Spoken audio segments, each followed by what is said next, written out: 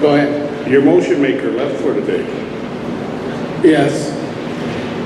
So we need someone to motion that one. I know we had a second with Councilman Weston.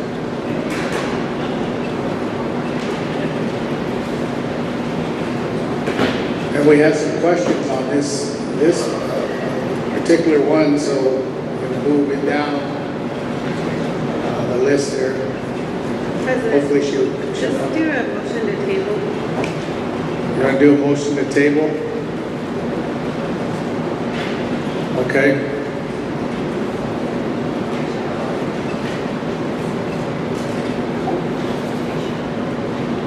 Well, it's motion to table, so we'll just, yeah. So second by Councilwoman Sears. Roll call. Jeremy Rosales, Yes. Steve Randall, Sonia Little Hawk Weston, Troy Little, Yes. David Poyer, Craig Dillon, David Kelly, Yes. Norman Standing Soldier, Yes. Richard Greenwald Sr., Lyle Weston, Yes. Bo Little White Man, Yes. Jackie Sears, Donroy Gosper, James Cross, George Dreamer Jr., Anna Halverson. Yes. Craig votes yes to table.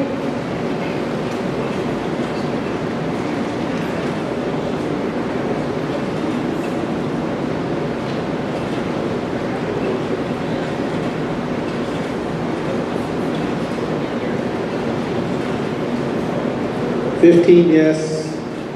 Motion carried.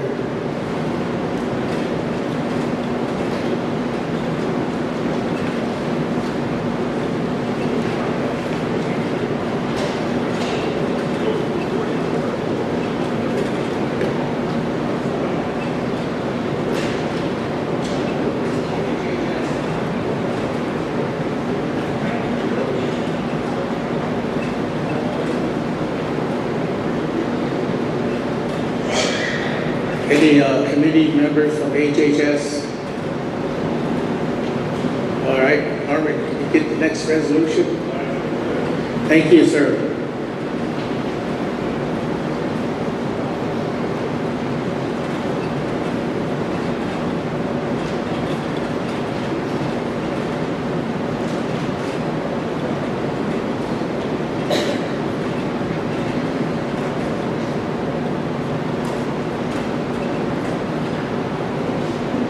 Okay, thank you, Mr. President.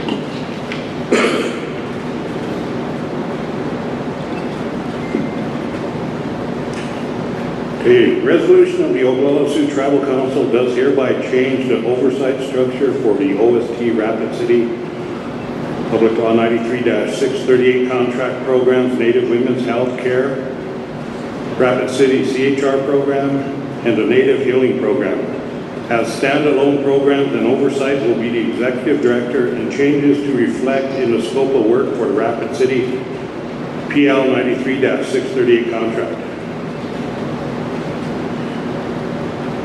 Dropping down to the second whereas. Whereas the scope of work for the OST Rapid City 93-638 contract programs, NWHC, RC, CHR program, and NHP contract number HHS-1I-241-2014-0002 shall reflect the supervision of said programs be changed to the OST Executive Director. And whereas on the 11th day of August 2015, the Health and Human Services Committee met and voted to approve and forward this matter on to the Tribal Council. Now therefore be it resolved that the Tribal Council of the Oglala... Councilman, Yes, I think you're reading the wrong one. that's number 4. Ordinance. It's a page before that. Well, I'm wore out now. Who's the house is on HHS? Secretary? I thought that was an April Fool's joke there. No, I'll read out. I'll read. Oh, I can't see it. She can read it if you Okay, I want. can read it. Okay, Secretary. Ordinance of the Oglala Sioux Tribal Council of the Oglala Sioux Tribe and Unincorporated Tribe. Ordinance of the Oglala Sioux Tribe for the Oglala Sioux Tribal Health Administration Director to provide oversight of the Rapid City Healthcare Programs, Native Women's Health, CHR/CHW, and Native Healing. Skip down to whereas the Oglala Sioux Tribal Council adopted Resolution 15-173 on October 2015 and determined that the Rapid City 93638 contract programs of Native Women's Health, Rapid City CHR, and Native Healing to be standalone programs with oversight by the Executive Director. And whereas the Oglala Sioux Tribe's Health and Human Services Committee met on March 3rd, 2026, and agreed to revise the oversight structure of the Rapid City Health Programs, Native Women's Health, CHR/CHW, and Native Healing from the Executive Director to the Oglala Sioux Tribal Health Director. Now therefore be it ordained that the Oglala Sioux Tribal Council does hereby revise the oversight structure of the Rapid City Health Program, Native Health, Native Women's Health, CHR/CHW, and Native Healing from the Executive Director to the Oglala Sioux Tribe Health Director. Certification. Motion. Motion by Councilman Standing Soldier, second by Councilman Rosales. Roll call.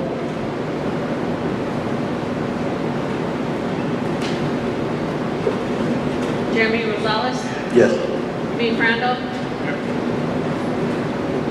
Sonia Little Hawk Weston, Troy Little, Yes. David Poyer, Yes.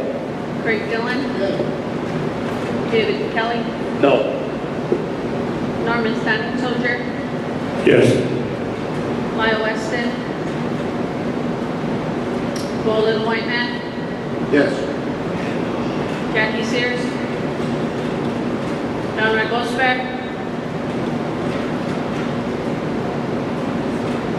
James Cross, George Dreamer Jr., Yes. Anna Halverson, No.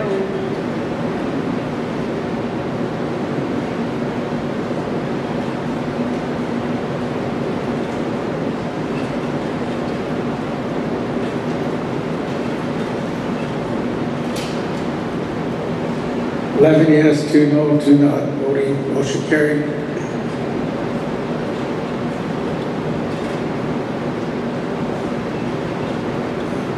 Okay. Thank you, Councilman Standish Soldier, for reading that, stepping up for HHS. We'll move on to our next agenda items. 15, land is no items. 16, no items. Youth Affairs Committee. I'll turn it over to Councilman Dreamer. Thank you, Chair. Got one agenda item, skipping the sovereignty clause, Section 16 clause, Article 4 clause. Whereas the Tribal Council has exercised its authority to establish various standing committees of the Tribal Council to assist the governance of the Oglala Sioux Tribe.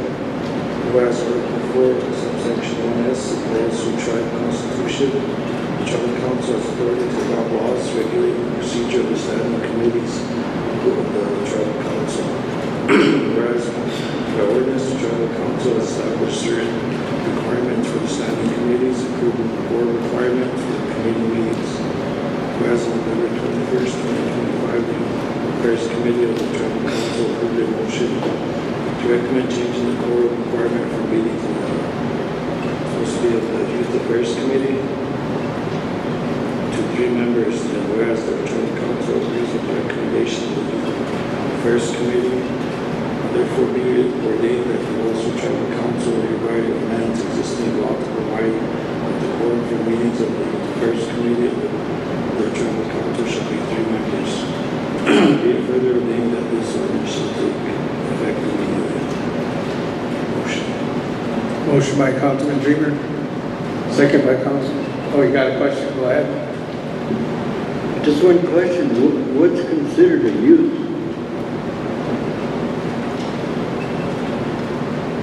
What do you mean? Like, there's 3, it says youth affairs, so is there an age limit on youth? Oh, no, there's not. So what, they can't exceed what? 18, 21? 18, as long as you're in high school. Yeah, because I was asked that question, I know, because they said OLC considers youth at 25. So I just wanted to Yeah, know what's good question, considered youth. go ahead. For funding purposes, the tribe recognizes them up to the age of 24.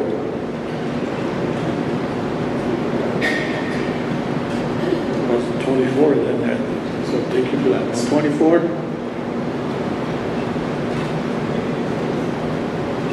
I think it needs to be spelled out or something.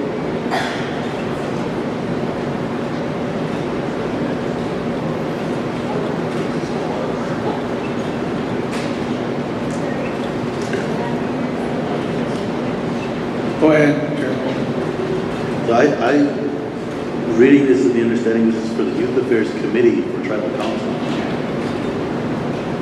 That didn't really have anything to do with the youth itself, but for the committee for Tribal Council. Is that what this is for, or am I reading it wrong? Just to establish the quorum for the youth committee. Yeah, it's a committee, the governing body here. Go ahead, Councilwoman Sears. Yeah, George, how many committee members do you have now? I think there's 8. Looks like 10, but I'm not sure, or What? 9 or 10? But you can't get quorum? Yeah, I can't get quorum, so.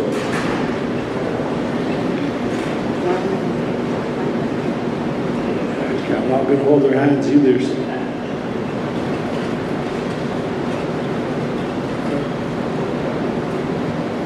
Any more questions? I get what you're saying there, Councilman Clear, the age bracket for being a youth, yeah. I know I heard some questions out there, what is the age limit? Yeah. All right, so we need a second. Beef, second? Or you had a question? Second, okay. Secretary, roll call. Jeremy Rosales, No. Beef Randall, Good. Sonia Little Hawk Weston, Yeah. Troy Little, Yes. David Queer, No. Craig Dillon, Yes. David Kelly, No.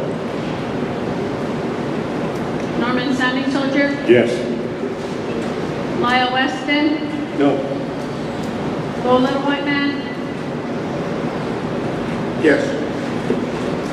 Jackie Sears, Yeah. Don Red Nose Bear, Yes. James Cross, George Dreamer Jr., Yes. Anna Halverson, Yes.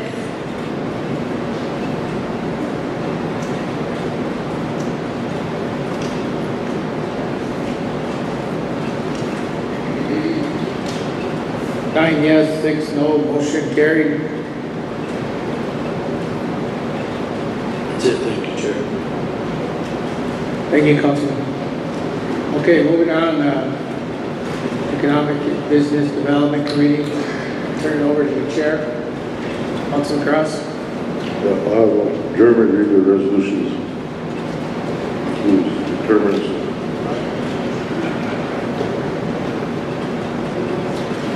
Thank you, Chair. Resolution of the Tribal Council of the Oglala Sioux Tribe authorizing the tribal treasurer and the general manager of Eastman Casino to open a capital improvement account for Eastman Casino at First National Bank of Bighorn. I'm going to skip the sovereignty clause, the section 16 clause, and article 4 clause. Whereas on February 27, 2026, the Economic and Business Development Committee of the Tribal Council recommended a resolution to authorize Eastman Casino to open a capital improvement account, and the Tribal Council agrees with the committee's recommendation now.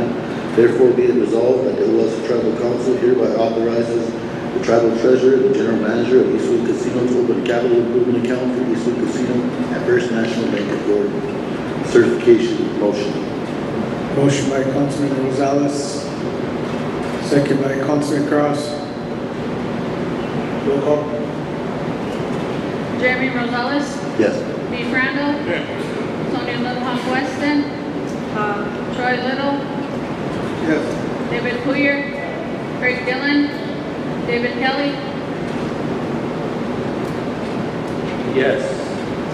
Norman Standing Soldier, Yes. Lyle Weston, Yes. Bo Little White Man, Yes. Jackie Sears, Don Roy Bosbear, Yes. James Cross, George Dreamer Jr., Yes. Anna Halverson. Yes.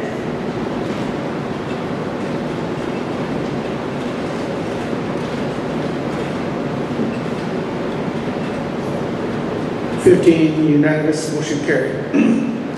Thank you, Council. Next resolution of the Tribal Council of the Oglala Sioux Tribe appointing commissioners to serve at the Oglala Sioux Tribe Utilities Commission. Once again, I would skip the first three whereas. Whereas on March 13, 2026, the Economic and Business Development Committee of the Tribal Council recommended a resolution to appoint commissioners of the Oglala Sioux Tribe Utilities Commission. And the Tribal Council agrees with the committee's recommendation. Now therefore be it resolved that the Oglala Sioux Tribal Council hereby appoints the following individuals to serve as commissioners on the Oglala Sioux Tribe Utilities Commission until the elections in calendar year 2028. Darrell Hernandez, Noah Holder, Henry Red Cloud, Wayne Ross Jr., and Larry Swimmer, with Anna DeBray as an alternate.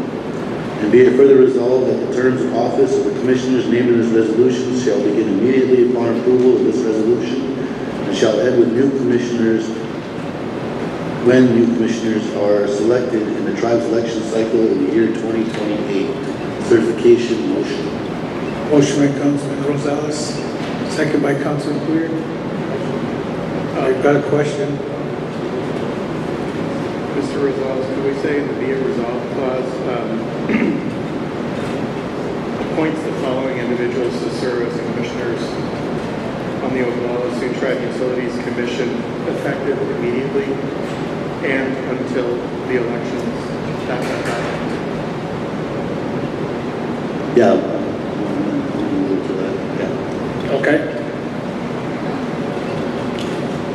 Roll call. Question, Chair. Oh, go ahead. What is the purpose? I'll have Mr. Yellowboy come up.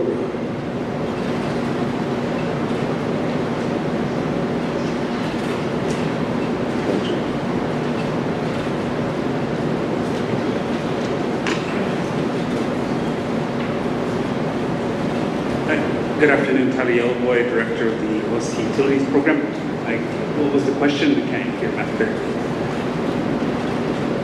The purpose, what was the purpose of this? So, underneath ordinance number 0911, you're to have a Utilities Commission established. Now, with the program being dormant for the last 5 years, there was a temporary commission that was put in place, which were employees of the tribe. And that commission was put in back in 2022, I believe, right? 2020 or 22, that administration, to see as a temporary interim commission for the Utilities Commission. Since then, the program has sat dormant until the selection of the director. So, in accordance to Ordinance 0911, and the working session that we had in Rapid City. And I thank those council members for attending, and as well as the chair. That was a very productive meeting. It was recommended then that we solicit names and bring names to the committee for selection of the commission, so that way the Utilities Commission can be operating at the ordinance of the law, which is 0911, but also we can start carrying out business for the program. So, are they volunteer? No, these are, well, when the WAPA stuff starts rolling in, they're not volunteer, they're compensated positions. Meaning they're gonna get stipends per meeting? Underneath the ordinance, 0911, they are eligible for a meeting stipend.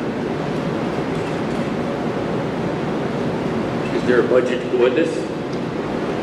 The office budget, yes. Attached? No.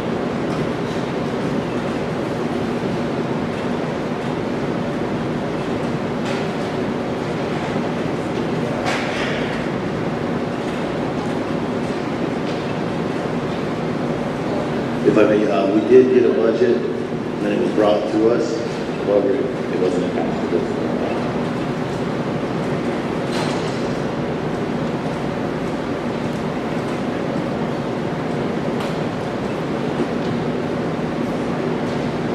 Go ahead, Councilman Gosper. You get a copy of that budget? It is my office budget. I mean, I can bring it at the next EBD meeting. You guys can approve it, because that's how the office has been operating for over the last year now. And my other question is, when you brought the names forward, they weren't advertising them, they just brought names forward. That was a recommendation by the working session by the committee members. So anybody could have brought a name in. And Actually, these individuals were the ones that came to the office and kept inquiring about the commission. Because I had a few people reach out to me too, but I had nowhere to send them to. They're both advertised. Okay, well then, you guys can, we'll bring it back to committee and we can go that route again. I was just following what I was directed by committee.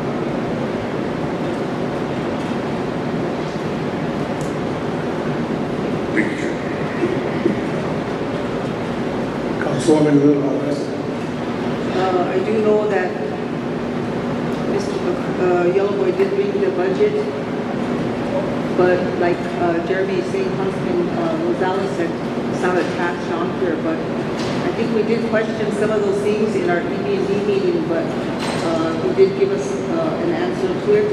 I'm going to make a motion to approve the resolution.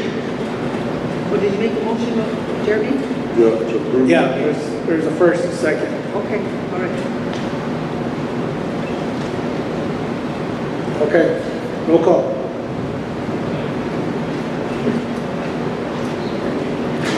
Jeremy Rosales, Yes.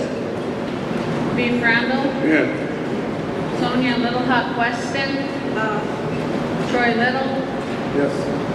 David Queer, Craig Dillon, Yes. David Kelly, No. Norman Standing Soldier, Yes. Lyle Weston, No. Go Little White Man, Yes. Jackie Sears, Donroy Gosper, No. James Cross, Yes. George Dreamer Jr., Yes. Anna Halverson, Yes.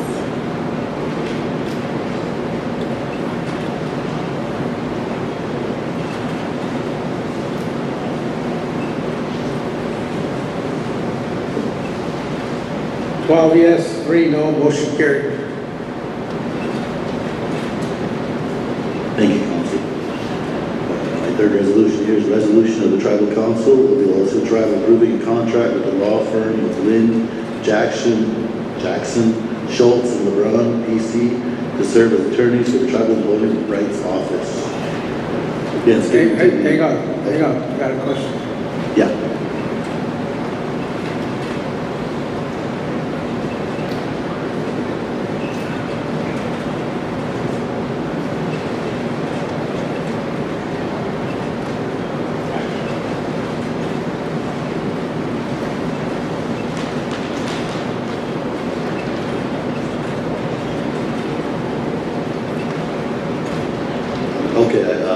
I've been informed we want to move this resolution down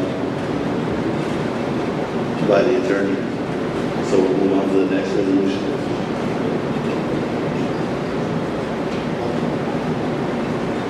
So move it down to the bottom of the list, is that what you're requesting? Yeah, we'll move it down to the bottom of the list. We have some paperwork. Okay. First. Number 4, Okay, moving on to the fourth resolution.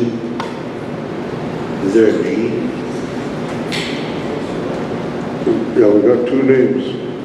We'll get the packets. But we'd like to have those packets back too once we do a selection. But you can read the resolution. I can read the resolution. Do I just skip the name? Yeah. Okay, the resolution of the Tribal Council of the Oglala Sioux Tribe appointing no name to serve as a commissioner of the Oglala Sioux Tribe Marijuana Commission. Skipping to the fourth whereas there being a vacancy of the Oglala Sioux Tribe Marijuana Commission, the tribe has solicited, received, and reviewed applications from interested candidates who seek to fill the position. And whereas, having conducted background checks and evaluated the qualifications of all candidates, the Tribal Council adopts this resolution to select one candidate to fill the vacancy on the commission. Now therefore be it resolved, the Oglala Sioux Tribal Council hereby appoints to serve as a commissioner on the Oglala Sioux Tribal Marijuana Commission effective immediately, and be it further resolved that the term of office of this newly appointed commissioner shall be for the unexpired term of the vacancy which the commissioner is filling.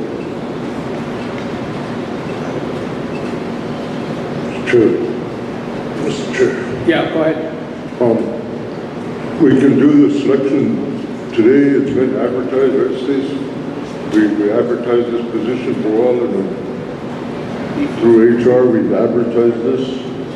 And we got the 2 names. We could either do a selection, option 1 or option 2, re-advertise, however the council wants to do it. The current ordinance that we're operating on, we're under, is that the council selects the commission. The amended ordinance says the commission selects the commissioner, so that's why it's in front of me to go to either. One of the candidates is employed at the college and she can't make it, but we do have one candidate here. So however you want to, yeah.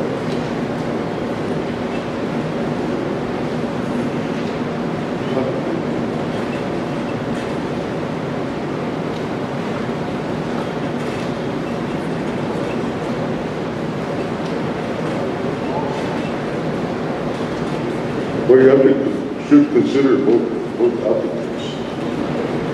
You're in front of this.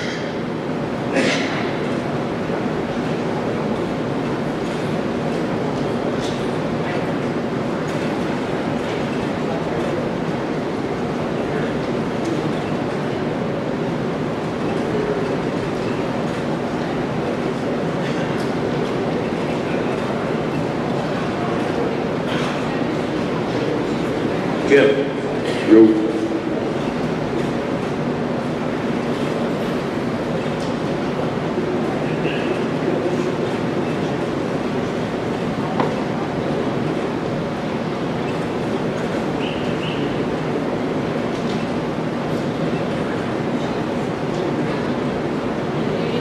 Okay, go ahead, Anna, and Dave.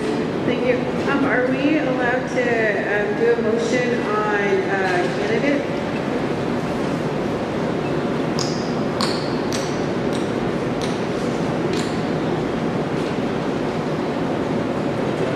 Can we do that? What's up? Do a motion on a candidate? All right. We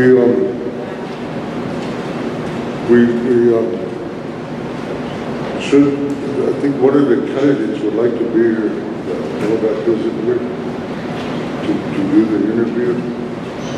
So, not too sure how we can do that, if we want to.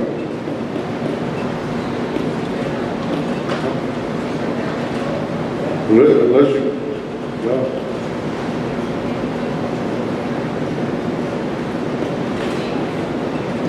Secret ballot.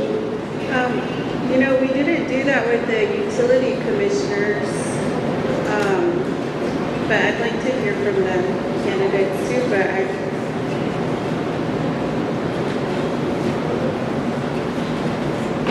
I'd do a motion to appoint, Marlon Weston as a marijuana commissioner. I think we're doing a secret ballot.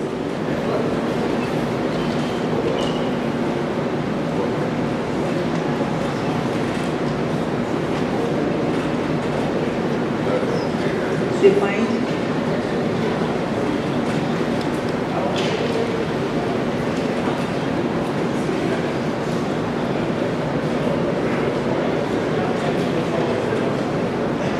Go ahead, Councilman Courier. Chair, in the past, any selections like this has always been done with secret ballot. And that's what I want to know. Because sometimes those create hard feelings when you do that on the floor. Go ahead. So why didn't we do that with the utility commissioners? Because they was already on there, they was done. No, they should have in the been committee. open too. They should have allowed us to also vote on those as well.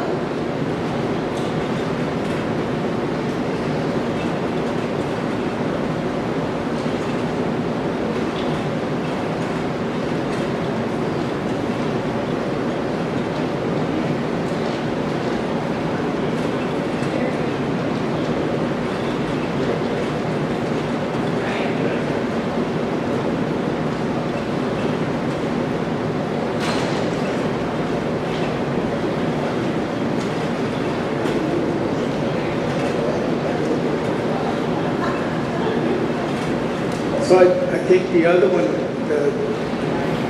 those two positions were filled, and this position, we only need one. I think that's kind of what justifies that one.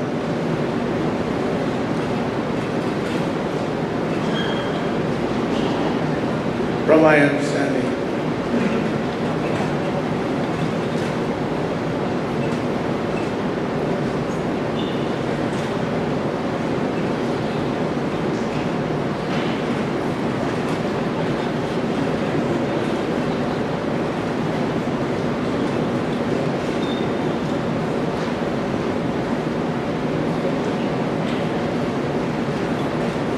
You went to the chair, it gives it time.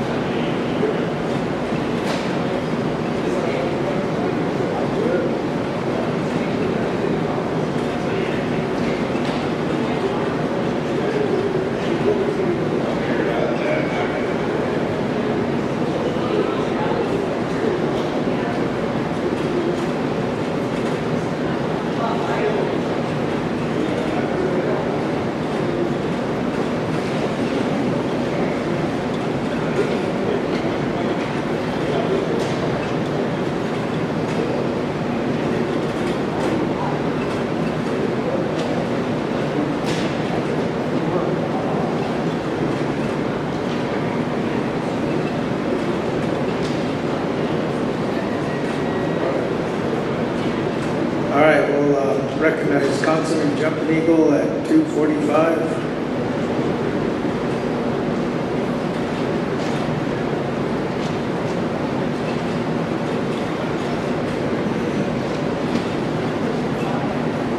Question? You got a question, sir? Yeah, I just want to say for the record, I'm not voting on this because I have, one of them is a relative.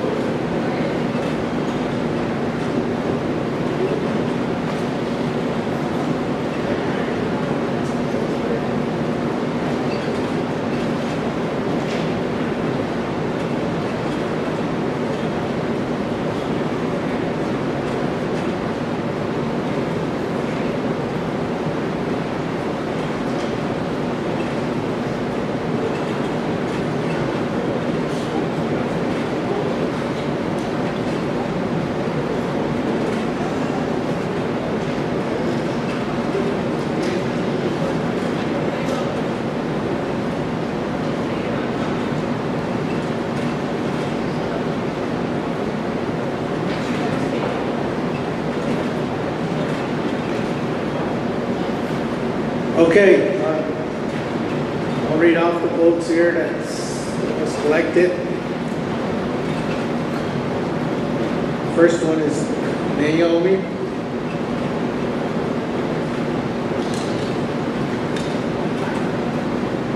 Marlon.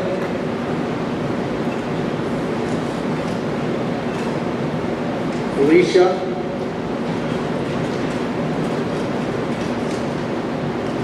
Marlon. Marlon.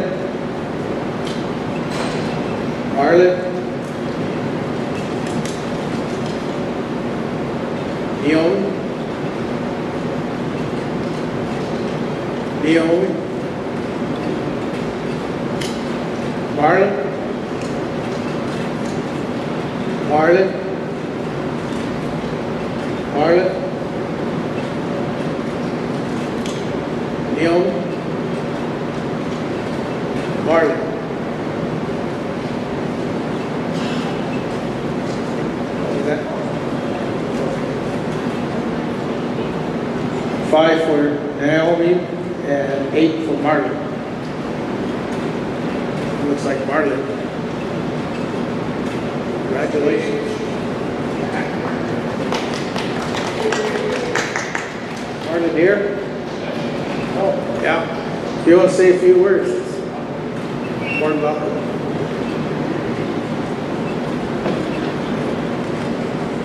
I don't have a whole lot of words, but just thank you all very much for the opportunity. All right, congratulations, Marlon. Mr. Chair, Go ahead. with that resolution that was read, I think you can insert the name of it.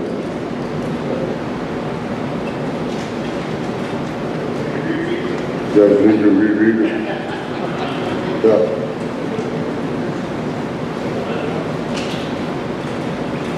Thank you, Chair. Resolution of the Tribal Council of the Oglala Sioux Tribe appointing Marlon Weston to serve as a commissioner of the Oglala Sioux Tribe Marijuana Commission.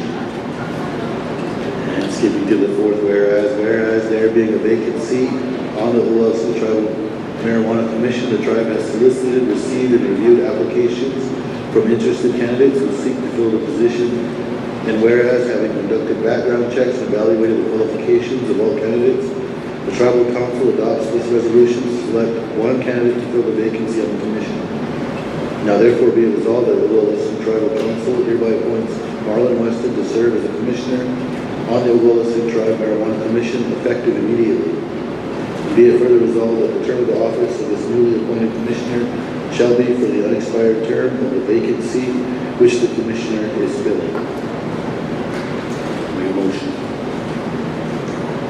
Okay, we have a motion by Councilman Rosales. Also, council, please turn in that, sheet that was handed out. The confidential sheet, if you haven't done so already. So we have a motion by Councilman Rosales. Do we have a second? Second by Councilman Randall. Roll call. Jeremy Rosales, Yes. Keith Randall, Here. Sonia Little Hawk Weston, Abstain. Troy Little, Yes. David Poyer, Yes. Kurt Dillon, Yes. David Kelly, Yes. Norman Standing Soldier, Yes. Bo Little White Man, Yes. Ryan Duncan Eagle Sr., Yes. Jackie Sears, Donroy Goldsberry, James Cross, George Dreamer Jr., Yes. Anna Halverson, Yes.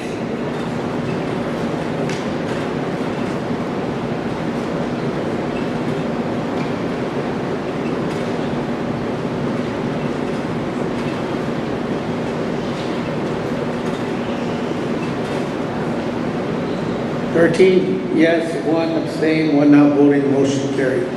Councilman Kelly, you had a question? Yes, you know, I respect what the marijuana commission and what they do for the tribe, but, you know, I think, in all fairness, I think both parties should have been heard because we're the ones doing the selection. And in all fairness, I think, they should have been given an opportunity to speak on their behalf rather than us reading, you know, a short bio. But I want to put that on the record. I don't think it was right, but what's done is done. Thank you. Okay, thank you. With that, I'll hand everything off to the vice chair of the meeting. Thank you. Okay. Jeremy, I came in late, so he's putting me to work right away. Ordinance of the Tribal Council of Oglala Sioux Tribe amending ordinance number 26-03 to extend the deadline for amendments to ordinance number 20-66, the marijuana control ordinance of Oglala Sioux Tribe. Skipping down to the fourth, whereas on October 27, 2020, the Tribal Council enacted ordinance number 20-66, the marijuana control ordinance to regulate the licensing of marijuana businesses and the use of marijuana on the reservation. And whereas on December 30th, 2025, the Tribal Council adopted ordinance number 25-43 to amend ordinance number 20-66. And whereas on January 27th, 2026, the Tribal Council adopted ordinance number 26-03 to rescind ordinance number 25-43 and to direct the Cannabis Executive Director to meet with business owners and bring back an ordinance amending ordinance number 20-66 that reflects the best interests of the tribe and the cannabis businesses. And whereas on March 20th, 2026, the Economic and Business Development Committee of the Tribal Council recommended that the deadline for amendments to the ordinance number 20-66 be extended to April 28, 2026, and the Tribal Council agrees with the committee's recommendation. Now therefore be it ordained that the Oglala Sioux Tribe hereby amends ordinance number 25-43 to extend until April 28, 2026, the deadline for the Cannabis Executive Director to bring back an ordinance amending ordinance number 20-66 that reflects the best interests of the tribe and the cannabis businesses. And ordinance number, skip that, okay. Be it further ordained that the Cannabis Executive Director is authorized and directed to bring the amended ordinance to the Economic and Business Development Committee of the Tribal Council at the committee's regular meeting on April 17th, 2026. Motion. Motion by Councilman Jumpino, second by Councilman Clear. Roll call.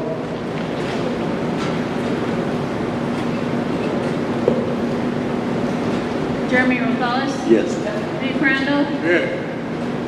Sonia Little Hawk Weston. Troy Little. Yes. David Queer. Craig Dillon. David Kelly. Yes. Norman Standing Soldier. Yes. Brian Jumping Eagle Sr. Yes. Bo Little White Man. Yes. Jackie Sears. Conrad Goldsberg. James Cross. George Dreamer Jr. Yes. Anna Halverson. Abstain.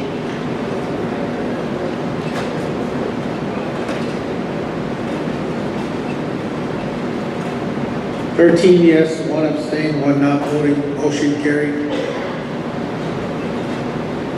Next one is ordinance of the Oglala Sioux Tribal Council approving and accepting the Federal Transit Administration's FY 2024 and FY 2025 Section 5311C2B Public Transportation on Indian Reservations Formula of apportionments to the Oglala Sioux Tribe, Oglala Sioux Transit in the amounts of $913,325 and $855,518 respectively, with an approved 10% IDC rate to be administered by the Oglala Sioux Tribe's Oglala Sioux Transit Program.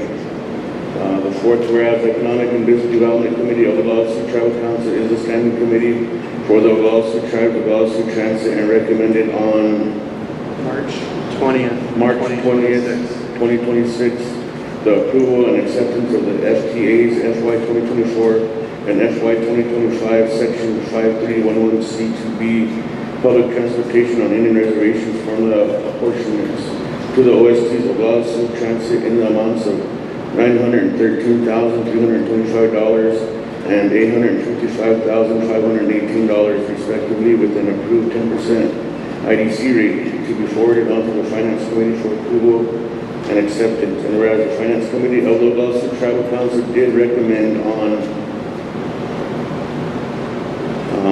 attorney, you don't know the date? I don't have that date. Oh, yeah. You have the date for this one that was approved by Finance? Oh, you can fill that in, huh, Stacy? Okay.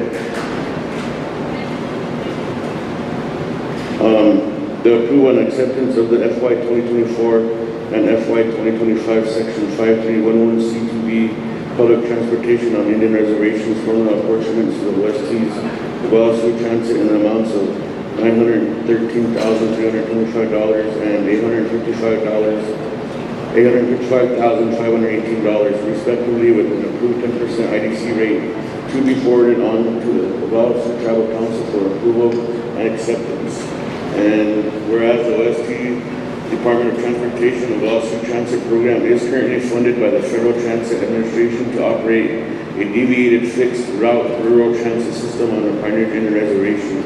And whereas the Oglala Sioux Tribal Council now seeks to exercise its authority under Article 4, Sections 2F, 2K, 2M, and 2W of the Tribal Constitution to approve and accept the Federal Transit Administration's FY 2024 and FY 2025 Section 5311C2B Public Transportation on Indian Reservations Formula Apportionments Award to the OST Department of Transportation's Oglala Sioux Transit in the amounts of $913,325 and $855,518 respectively, with an approved 10% IDC rate. And now therefore be it ordained, the Oglala Sioux Tribal Council of the Oglala Sioux Tribe approves and accepts the Federal Transit Administration's FY 2022 Section 5311C2B Public Transportation on Indian Reservations Formula Apportionments to the OST Oglala Sioux Transit in the amount of $913,325 and $855,518 respectively, with an approved 10% IDC rate to be administered by the Oglala Sioux Tribe Oglala Sioux Transit Program. And be it further ordained that the President of the Oglala Sioux Tribe and or his/her designee is authorized to sign all documents necessary for the execution of this grant award. The President and or his/her designee is also empowered to negotiate with the U.S. Department of Transportation's Federal Transit Administration to approve any changes in the original application as necessary. Motion to approve, Chair, but did they get the dates to be added in on it?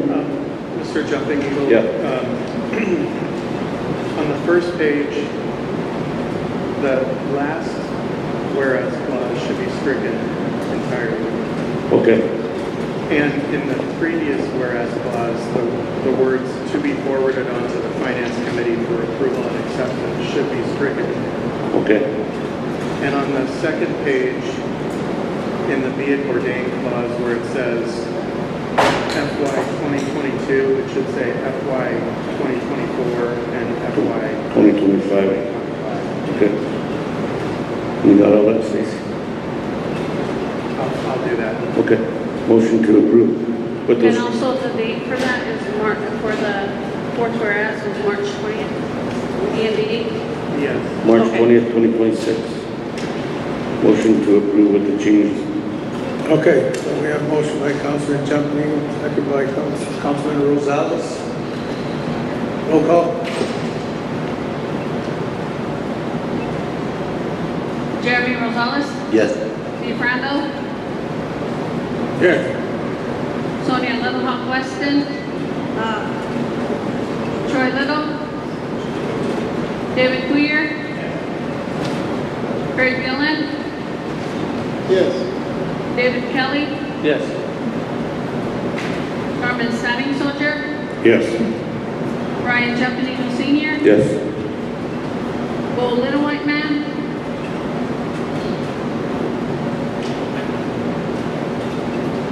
Yes. Jackie Sears, Don Ragosper, Yes. James Cross, Yes. George Dreamer Jr., Yes. Anna Halverson,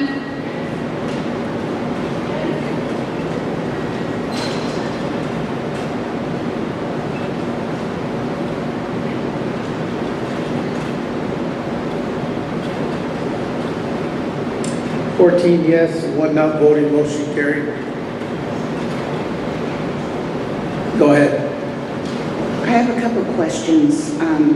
I was talking to my project manager from Denver, from the Federal Transit Administration, and she has had a question she wanted me to ask the tribal council. When I submit my award, my grant awards here to tribal council, as an ordinance, and it gets accepted because when I get this ordinance, I take it and input it into the FTA's website for the grant award. And in that grant award is my scope of work for what's going to happen with those funds. And in this previous, one of the previous grants, I had to do the pole barn. Remember the pole barn situation where I came to committee? And she was wondering if that initial acceptance and approval of my grant also includes all the activities that are in the scope of work for that grant. And does that mean that each time I do one of those activities that's already been approved, that I still have to come back to committee to get approval for those activities? The tribe has its own procurement policies, which we have to honor. So if part of the activities is procuring goods or services, then I do think we still have to follow those. Okay. Yeah. Okay, and then, so along the same lines, when I receive these funds, they're cost reimbursable funds.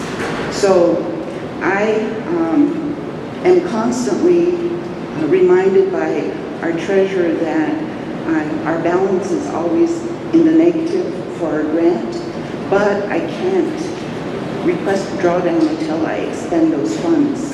And so I had approached ENBD about 2 administrations ago to see if they could establish a line of credit for us using my grant award letter. And that way, because I have like about $300 a month in non-sufficient funds, charges to my grant or to my account, really.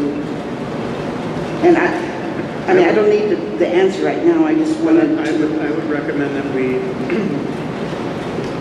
take that up in the ENBD committee, and that we have the tribal treasurer present, so that if you and the treasurer could apply for a line of credit, if that's what the committee approves, and that might solve your cost reimbursement problem. Okay. Can I use your credit card? Okay. Next one.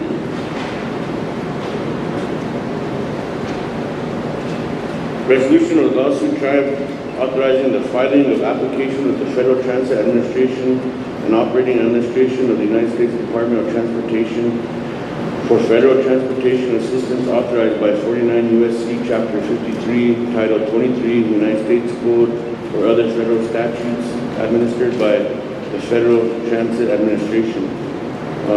Down to the fourth whereas, the Federal Transit Administrator has been delegated authority to award federal financial assistance for transportation project, and whereas the grant or cooperative agreement for federal financial assistance will impose certain obligations upon the applicant and may require the applicant to provide the local share of the project costs.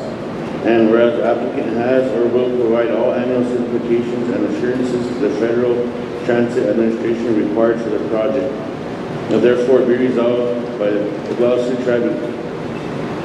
Should say tribal council. Oglala Sioux Tribal Council that the President of Oglala Sioux Tribe and his or her designee is authorized to execute and file an application for federal assistance on behalf of Oglala Sioux Tribe, Oglala Sioux Transit, of the Federal Transit Administration for federal assistance authorized by 49 U.S.C. Chapter 53, Title 23, United States Code or other federal statutes authorizing a project administered by the Federal Transit Administration. And that number 2, that the President of the Oglala Sioux Tribe and his or her designee is authorized to execute and file with its applications the annual certifications and assurances and other documents the Federal Transportation Administration requires before awarding a federal assistance grant or cooperative agreement. Number 3, that the President of the Oglala Sioux Tribe and his or her designee is authorized to execute grant and cooperative agreements with the Federal Transit Administration on behalf of Oglala Sioux Tribe's Oglala Sioux Transit. Motion to approve. Motion by Councilman Jumping, second by Councilman Rosales. Roll call. Jeremy Rosales, Yes. Dave Randall, Yes. Sonia Little Hawk Weston, Troy Little, Yes.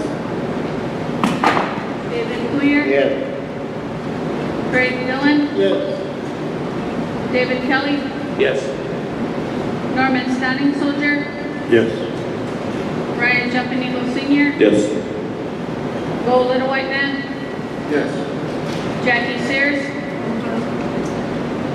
Conrad Gosper, Yes. James Cross, Yes. George Dreamer Jr., Yes. Anna Halverson, Yes.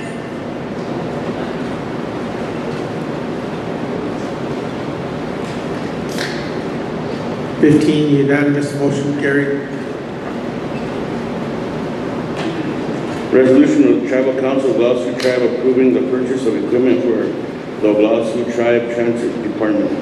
The fourth, whereas on March 20th, 2026, the Economic and Business Development Committee of the Tribal Council recommended a resolution to authorize the purchase of equipment for the Oglala Sioux Tribe Transit Department, and the Tribal Council agrees with the committee's recommendation. Now therefore be resolved that the Oglala Sioux Tribal Council hereby authorizes the purchase of the following equipment for the Oglala Sioux Tribe Transit Department in the amount of $101,223.74.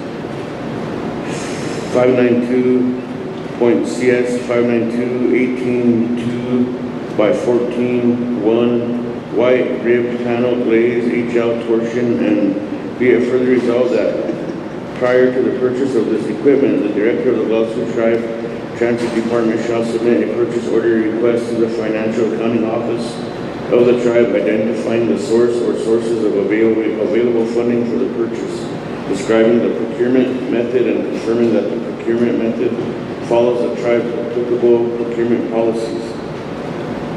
Motion to approve. Motion by Councilman Jumping, Second. second by Councilwoman Little Hawk Weston. Roll call. Jeremy Rosales, Dave Randall, Yes. Sonia Little Hawk Weston, Troy Little, Yes. David Poyer, Craig Dillon, Yes. David Kelly, Yes. Norman Standing Soldier, Yes. Ryan Jumping Eagle Sr., Yes. Bo Little White Man, Yes. Jackie Sears,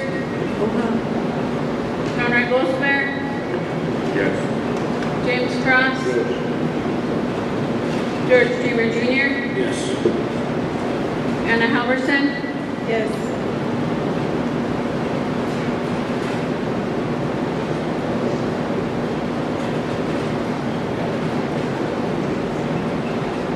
Fifteen, unanimous, motion carried. So Go ahead. jumping back to,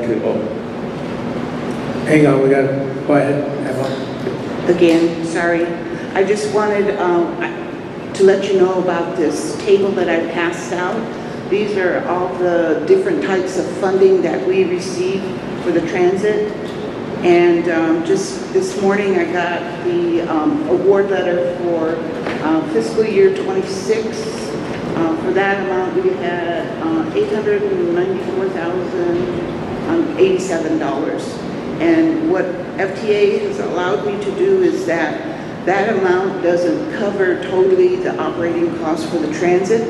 So because we received so much funds during COVID, I was able to hold back some of the previous year's funding. So they let me merge 2 years together so we would have enough. And that's why I have like a fiscal year on this 22, 23, and then a 24, 25.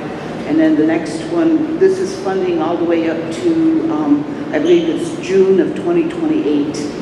And then, so the next one, fiscal year 26 and 27, will go all the way to fiscal year 2029.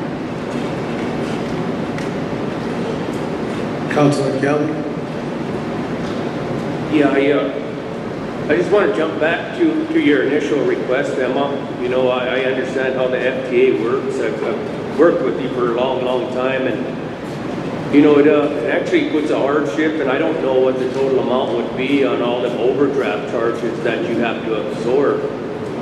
But the issue being, and it puts you in a hard position because our drawdowns are not done by you, they're done by our FAO staff upstairs, and if they don't do them in a timely manner, that puts her in debt, a debt that she has to absorb. So I've never read anything within our financial management manual or our procurement manual that can extend the line of credit, but I do think we need to have a look at that. You know, this is a circumstance a little bit beyond our control because the FTA don't allow you to pre-draw on any money, which puts you in a bind until you zero out your line items, right? Right.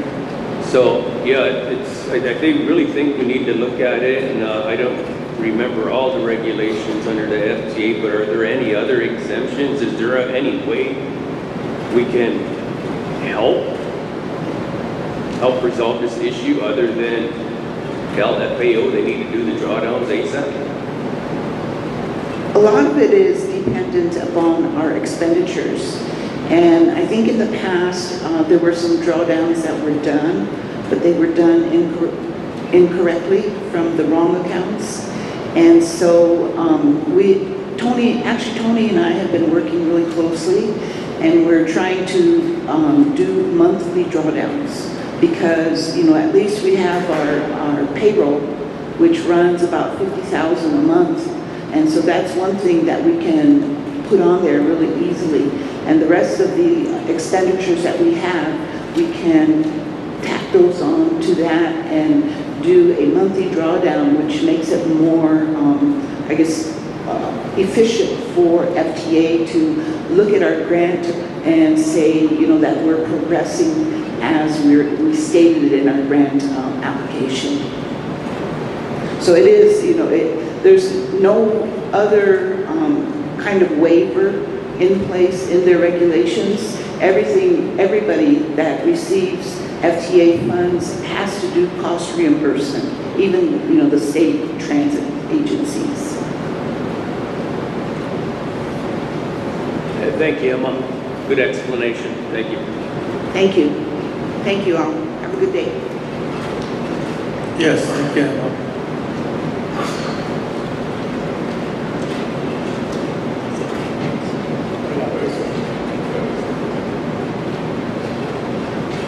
Ready for the next one? This is the one that was number 3, which is now number 9. Resolution of the Tribal Council of Oglala Sioux Tribe approving a contract with the law firm of Lynn Jackson Schultz and the Ground PC to serve as attorneys for the Tribal Employment Rights Office. The fourth, whereas on March 13, 2026, the Economic and Business Development Committee of the Tribal Council recommended approval of a contract with the law firm of Lynn Jackson Schultz and the Brown PC to serve as attorneys for the Tribal Employment Rights Office, and the Tribal Council agrees with the committee's recommendation. Now therefore be resolved that the Oglala Sioux Tribal Council hereby approves a contract with law firm of Lynn Jackson Schultz and the Brown PC to serve as attorneys for the Tribal Employment Rights Office. And be it further resolved that the contract shall include provisions requiring the law firm of Lynn Jackson Schultz and the Brown PC to obtain a tribal business license and submit to the jurisdiction of the tribe and abide by tribal law, and the contract shall state it does not waive the sovereign immunity of the tribe. And be it further resolved that the Tribal Council authorizes and directs the President to execute the contract. Motion to approve. Motion by Councilman Jumping, second by Councilman, oh, I got a question. Go ahead.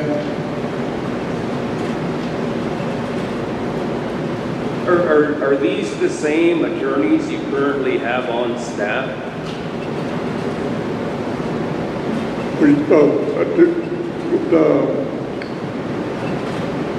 Mr. Collins has been, is our only legal that has been working with, is that the question? Philip, real quick, just introduce yourself for our listening audience. My name is Phil Whitcrow, Director for TERO program. And the question is that he's been our only attorney.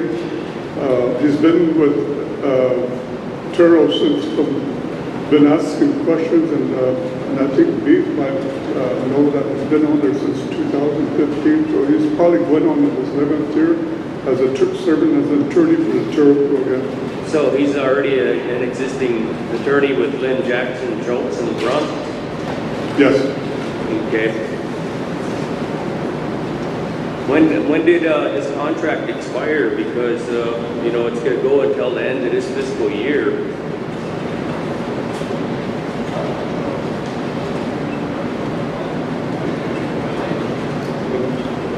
That particular, our attorney has been serving for a while, and I would think that he probably served without any contract that's due every year, according to, I don't know if it's the ordinance required by all attorneys to serve, to have contracts renewed every year, but on this one, I don't know when was the last time that he did get renewed by the Oglala Sioux Tribe.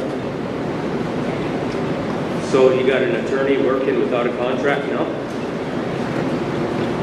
Well, he's been working with us and we've been paying him, so I just assumed that he was an attorney and with prior approval. So.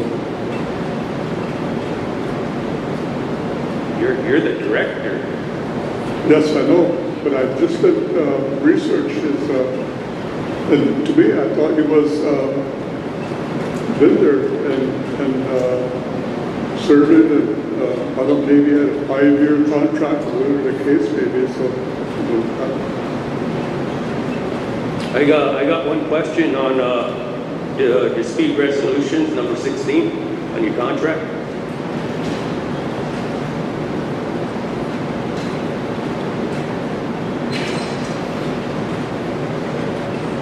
Dispute resolution? Yes, sir. All dispute resolutions under this contract shall be resolved by informal mediation. And if that is not successful in the Oglala Sioux Tribal Court, provided that nothing in this contract constitutes or shall be construed as a waiver of sovereign immunity of OST, the TERO office, or any other program, department, agency, officer, employee, or agent of the OST or the TERO office. So does that mean my district school would fall under this also? Being a tribal chartered school? Well, what I understand, this particular contract just pertains to our attorney and with TERO and the service of Mr. Collins as serving as attorney for TERO program, and any dispute resolution going on, that would pertain to himself as an attorney in the TERO office. Let me ask Mr. Gunn. Yeah, so the answer is this contract has nothing to do with the Wounded Knee School District. It's a contract between the tribe and a law firm to provide services to the TERO office. And it says that this contract, this attorney contract, is not a waiver of the sovereign immunity of the tribe. I understand, but under this contract, we as a district school should be protected using this verbiage, right? This contract doesn't waive the immunity of any tribal entity. This contract doesn't grant immunity to any I understand tribal entity. So under this contract, the law firm would not be able to sue any entity of the tribe that has sovereign immunity. I don't know why the attorney would want to sue a school district, but this contract, if the district is immune, this contract would not waive that immunity. Okay, let me ask you this then. So TERO is there to protect businesses, personnel, individuals, any contract that's happening. So can they use this attorney against our district school?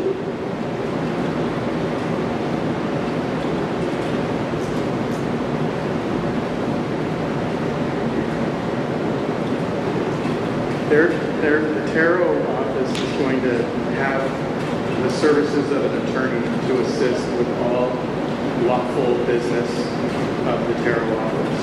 So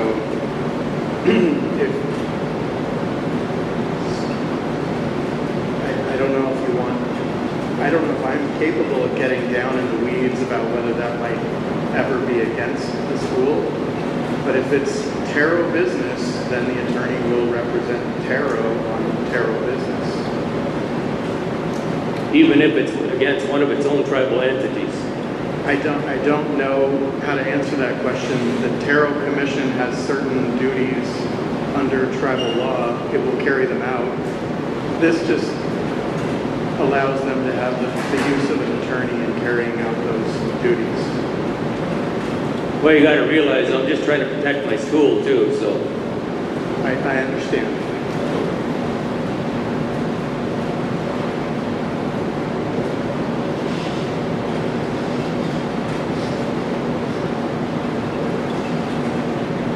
Question.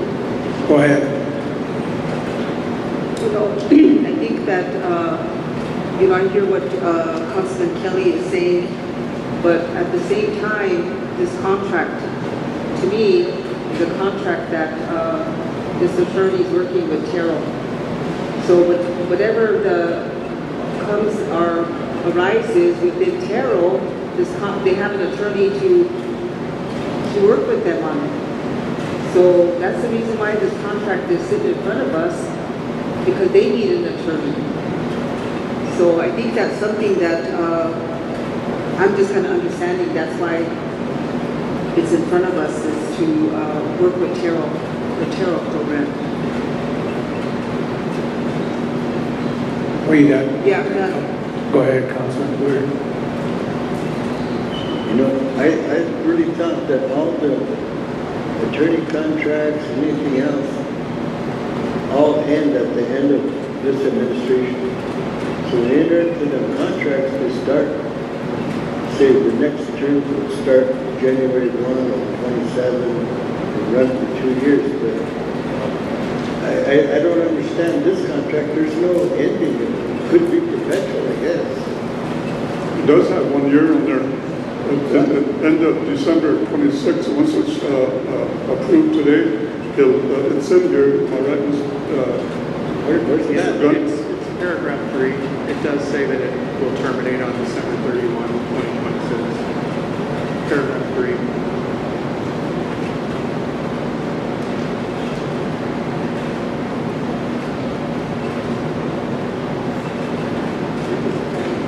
It's in the contract itself. It's on page 1 of the contract.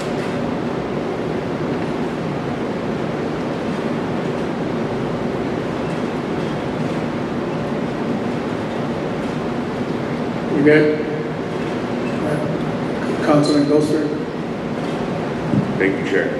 Well, I'm glad this contract's here, but I just think they're gonna back up the whole time to operate on the contract then. It seemed, but I thought, like I said earlier, I thought maybe you had a contract for more than several years or something like that. So I never did question his contract service with the Oglala Sioux Tribal and TERO program. Well, you as the director should have looked into that, the day you first stepped into being a director to see if you had a contract that was valid, signed by the president, just to have legality and right, just in case something does happen. So I'm glad this is coming forward now, but that falls on your responsibility to check on that as soon as any director gets in the office to see if the lawyer has a contract. So with that being said, you know, I'm just glad it's here now to protect the tribe and your office. I'm glad that Mr. Clear here pointed out during the EDA meeting, so, which is why I was brought to the floor for approval. I'm good, Chair.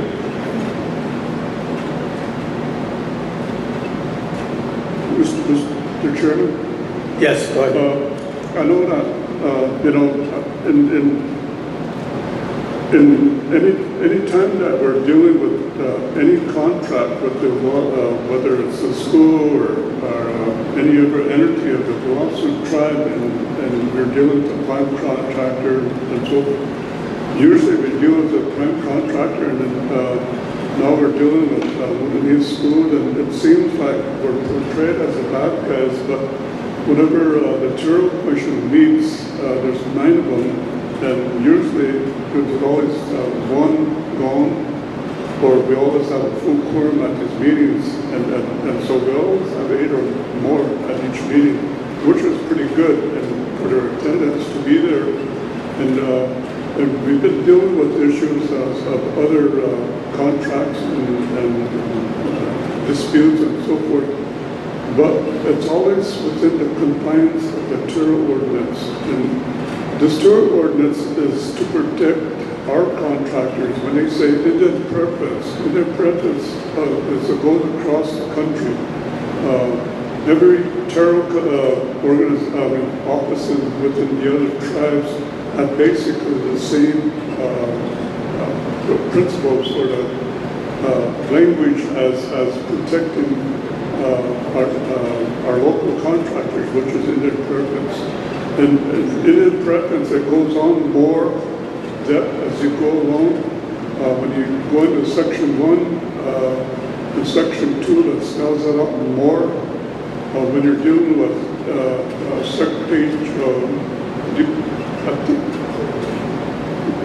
section 3.34 and 40, those really, you know, you're dealing with bonding, you're dealing with bidding processes too. And so it's all under, everything's spelled within the compliance, and that's what or any attorney would be able to, would have to work within that area. So we're not basically going against anybody. I was at the TERO meeting this past week, and it seems the lady that is chairing the meeting seems to say that that TERO has created chaos, in which, to me, I think one of these attorneys, Stephen Sandin, would need to explain more in depth, because he told me he knew TERO inside out. That was at the pre-meeting back in last summer at Mooney, when they had a pre-meeting regarding contractors and so forth. So to me, I think that the attorney for one of these should have sat down and went over what's being, not in dispute, but what one of these schools disagrees with and so forth. So I just kind of wanted to bring that out, and hopefully we can go forward in a good manner and so forth. So thank you. Thank you. So we had a motion here. Do we have a second? Second by Councilwoman Little Hawk Weston. Roll call. Jeremy Rosales, Yes. Steve Randall. Sonia Little Hawk Weston. Troy Little. Yes. David Clear. Craig Dillon. Yes. David Kelly. Yes. Norman Standing Soldier. Yes. Bo Little White Man. Yes. Ryan Jumping Eagle Senior. Yes. Jackie Sears. John Wright Goldsberry. Yes. James Cross. George Streamer Jr. Yes. Anna Halverson. Yes.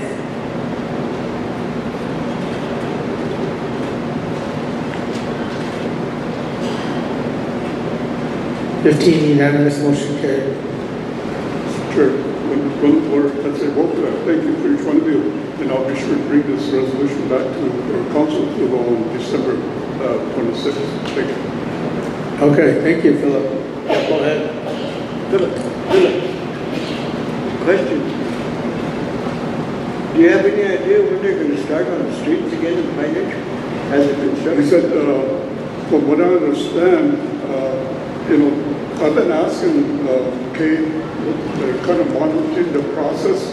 I said, aren't they supposed to come back this month? And then I think that end of this month, they're coming back to redo the, start again. End of April? End of April. Holy smokes. But that's kind of pretty much IHS's deal there.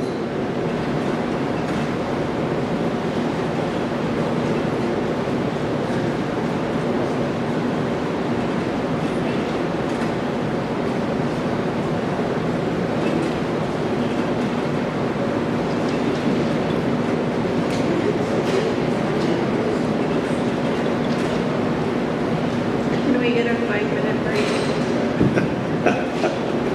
Okay, all right. We'll take 5 here. I know it's getting hot in here, and so get up, stretch out, and we'll take a short break. Don't want to be known as a slave driver. Okay.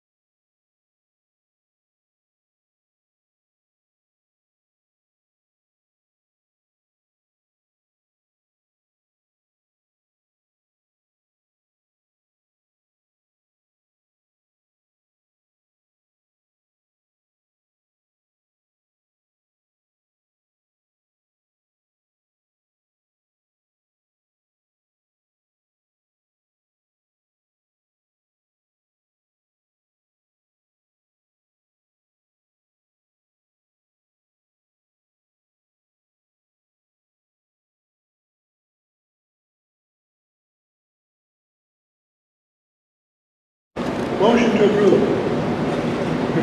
Second. Motion by Councilman Dillon, second by Councilwoman Sears.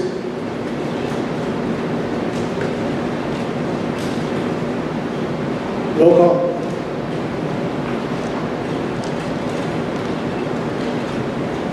Jeremy Rosales, Yes. Beef Randall. Sonia Little Hawk Weston. Troy Little. Yes. David Queer. Craig Dillon. Yes. David Kelly. I don't know. Yes. Norman Standing Soldier. Yes. Ryan Jumping Eagle Senior.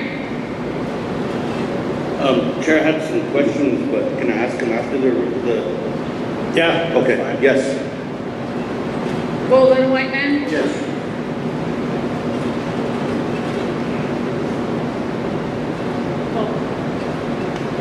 Yes. Jackie Sears. Uh-huh. Donald Gosper. Yeah. George Streamer Jr. Yes. Anna Halverson. Yes.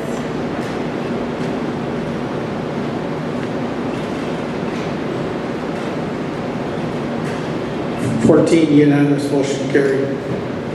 Go ahead, Councilman. Chair, in your report, you talked about the little Bighorn. Can you give us an update on it? And then, just an update, a real quick update? Yeah.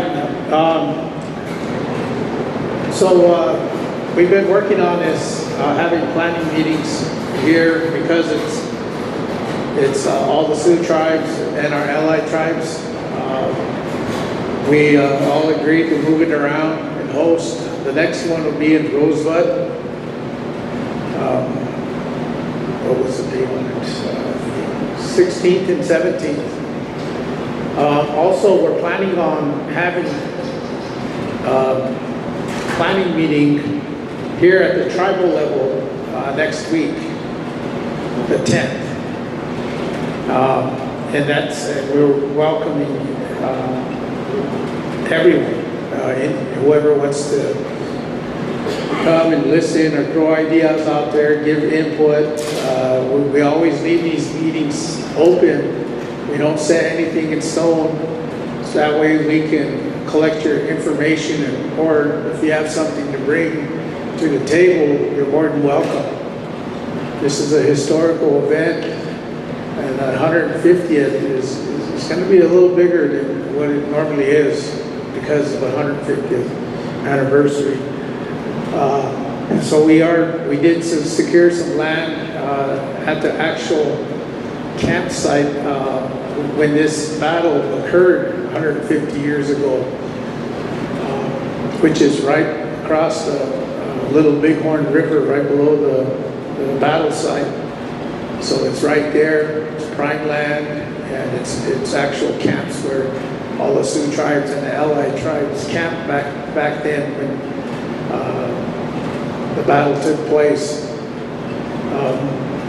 And that was great. Once we established that, we were confident to go ahead and start planning. The next stage is reaching out to our resources at each tribal level. And that's what we're currently doing now.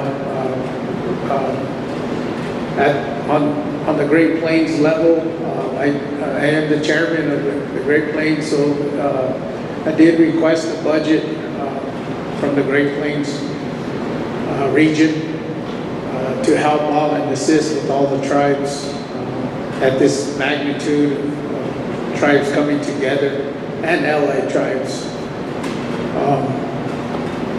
We did put in a request, but we haven't gotten anything back yet, so hopefully we do. But until then, we need to bring our resources together that each tribe can offer. Your programs, bring your programs to the table. I know OST here they have a good group going on the education side. They are planning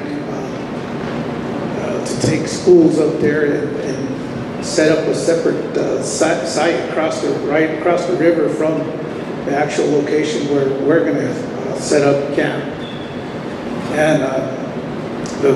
And we encourage all schools to participate. There are committees are being established, such as security, place porta potties, water bowls, water points, I guess I should say.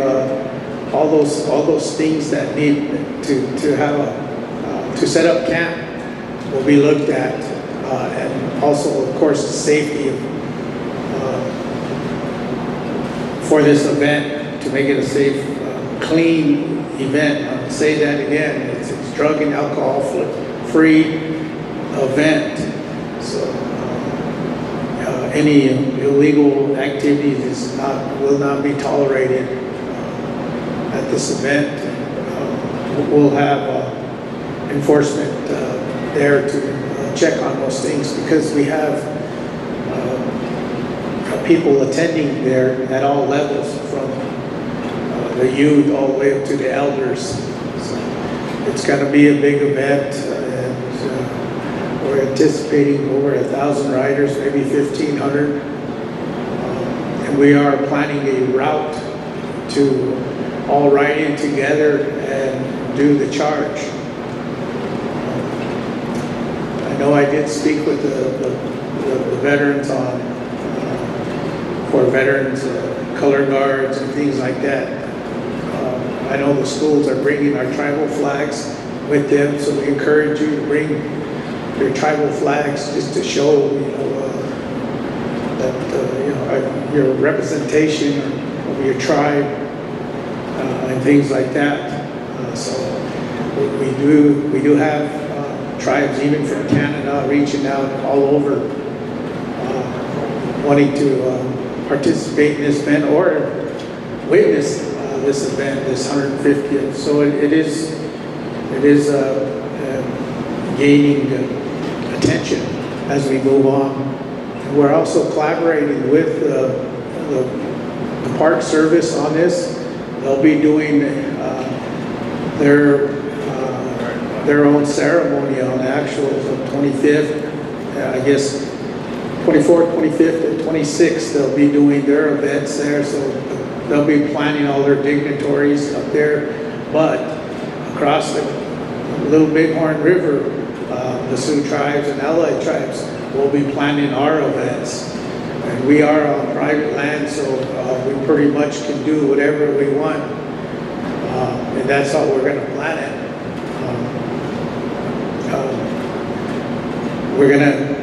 We're gonna get there early, at least start setting up a week early, and then we're gonna tear down camp. We'll have those kind of crews available to help clean up, make sure our trash is being picked up daily, things like that. So we've got to police ourselves in that sense. So a lot of planning, tribes are offering, resources such as buffaloes and things like that to participate and cook their own meals. So we can set up cook shacks and things like that. Now each tribe wants to have their own individual camp, which I think is great. So that way we can kind of monitor our own tribal members.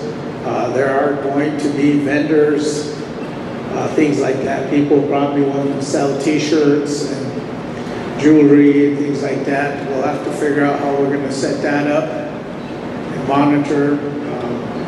So there's a whole lot of events happening.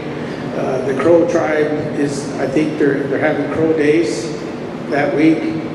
So they'll be having those events, horse racing and things like that at their fairgrounds across the road. Of course, then you'll have the Park Service doing their planning up there at the actual battle site, and they have a schedule of events going on. And of course, the Sioux tribes will have our own across the river. There is it's a huge piece of land that I think it fits just right for all the tribes to go ahead and set up camp. And there's also room for expansion where if we need more room for horses or staging, things like campfire or firewood, hay, watering the horses, the rivers are right there. It's available. There are places, areas to water your horses and things like that. So all those things are being looked at as we move along, and it's going to be a good, clean event that we're planning. So, and all the tribes are getting involved as we move along, which is great. You'll have, I believe, a group of riders are coming from, I think, Rosebud, but they'll be riding all the way up there, and Cheyenne River, Crow Creek, I think, will be joining up with them. Plus, you got horse riders from Northern Cheyenne. They also ride in, so there's going to be a lot of different horse groups there, and it's going to be tough to coordinate those horse riders. But that's in the plan still. But each tribe has lands throughout that area there. Cheyenne River has land probably about 5 miles, 7 miles away. I think Orville Looking Horse has land somewhere just a few miles down the road. The place where the Sioux tribes are setting up and the allied tribes, that's a huge camping area. So I guess you could say we're gonna be rocking a little Bighorn River there in a good way. Again, we're planning on having a 150th planning meeting here at the tribal level next week. Any questions? Yeah, whereabouts is the meeting on April 10th? Is it held, where's that going to be held at? Well, we're looking into, I know I have my staff looking into OLC, because that's probably the middle of our reservation. If not, we'll probably have to reach out to the casino, or if maybe one of the schools want to host us, that'd be great. Something like that. But location is TBA, I guess, to be announced. But it is the 10th. And if those of you that want to make it down to Rosebud and see what's happening at a bigger level with other tribes, they're hosting. They have a lot of great ideas. The Rosebud Sioux tribe. It's not all fun. It's not all business. Of course, we always joke with other tribes, and we just have fun when we do it. We do it, bring ideas, try to hash out that some of the things that we need to work on we have resources out there that sponsor, like that work with broadband communication and things like that, where we can our media people come together and start promoting this 150th. It's out there and it's happening. The government is also knows we're coming, so they're well aware, and that's how they're coordinating. We still have to, I think the tribes need to also collaborate with the Crow tribe. So we have to make that communication to see if we can help each other during this week-long event. But that's forthcoming here. So this might be Buzz's last chance to count coup, steal horses, and find a woman?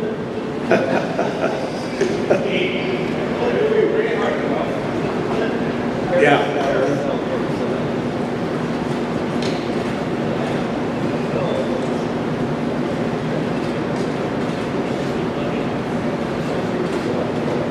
We want to bring our own teepees, and there was talks of last meeting to cut down TP poles because they're right there by Sheridan.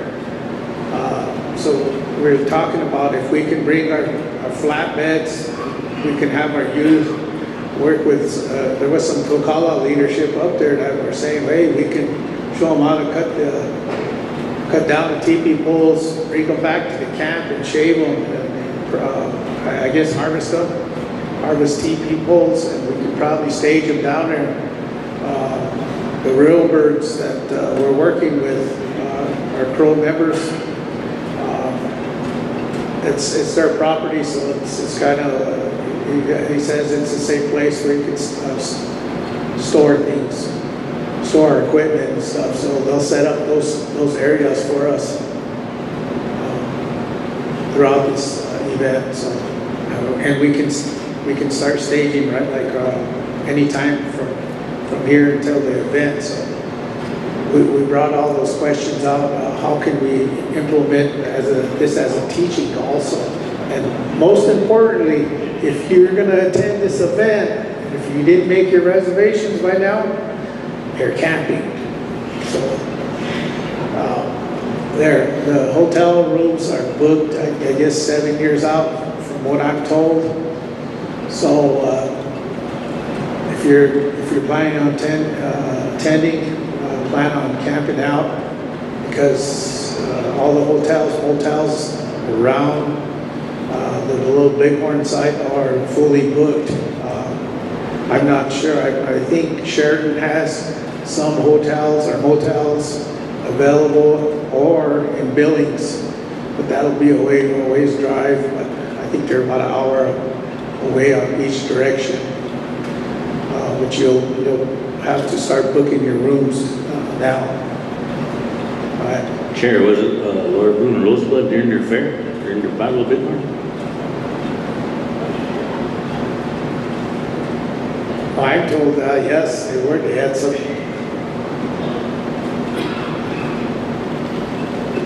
We always tease around with Rosebud in a good way, you know. That we don't want to go there, but yeah, we all have jokes, you know, so it's kind of fun when we come together and talk about this event, and like we should, you know. We smudge and things like that, so it's all in a good way. And this is going to be kind of another historical event when all the tribes are uniting in this location, and just to remember what we did, or one of our greatest battles against the United States of America. So I think that's very powerful.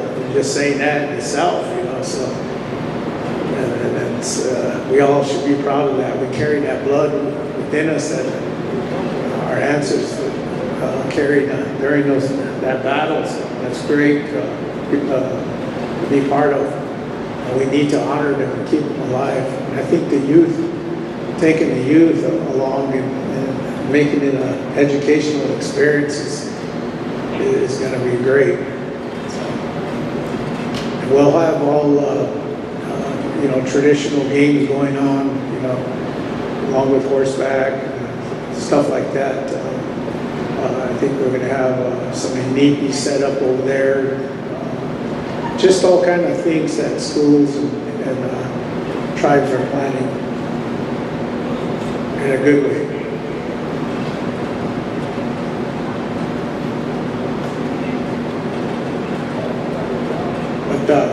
Okay.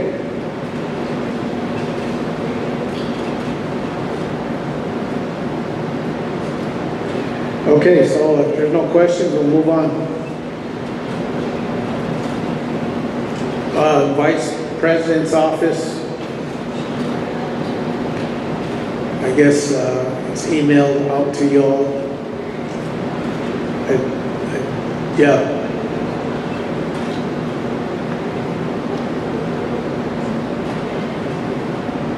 Yeah, it's email.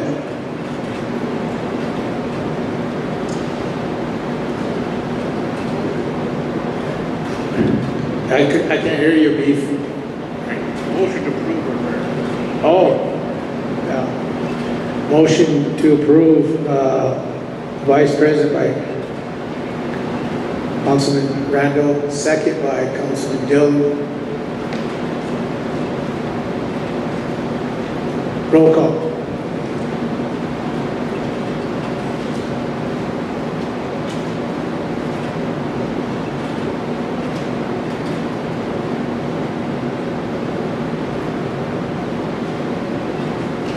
Jeremy Rosales, Yeah. Dave Randall, Yes. Sonia Little Hawk Weston, Troy Little, Yes. David Queer, Yes. Craig Dillon, Yes. David Kelly, No. Norman Standing Soldier, Yes. Ryan Jumping Eagle Senior, Yes. Bo Little White Man, Yes. Jackie Sears, Conrad Bosbeck, No. George Streamer Jr., Anna Halverson, No.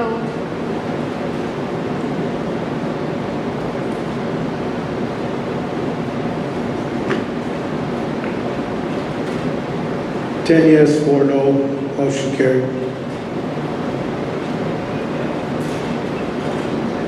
Okay, moving on to the next agenda, item fifth member. I will turn it over to, it's all yours, Trina. Good afternoon, council. The report was handed out yesterday in the packet, but I just kind of wanted to add a few things on, in addition to President Starr comes out, the Little Bighorn planning. Through my office, I was discussing this the other day with Cordelia Whiteout from the President's office about something that I wanted to initiate through my office.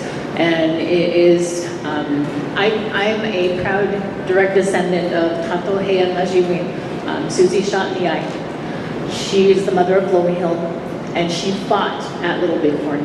She's one of our women warriors, and these are some of the histories that people forget, that women also fought at this battle.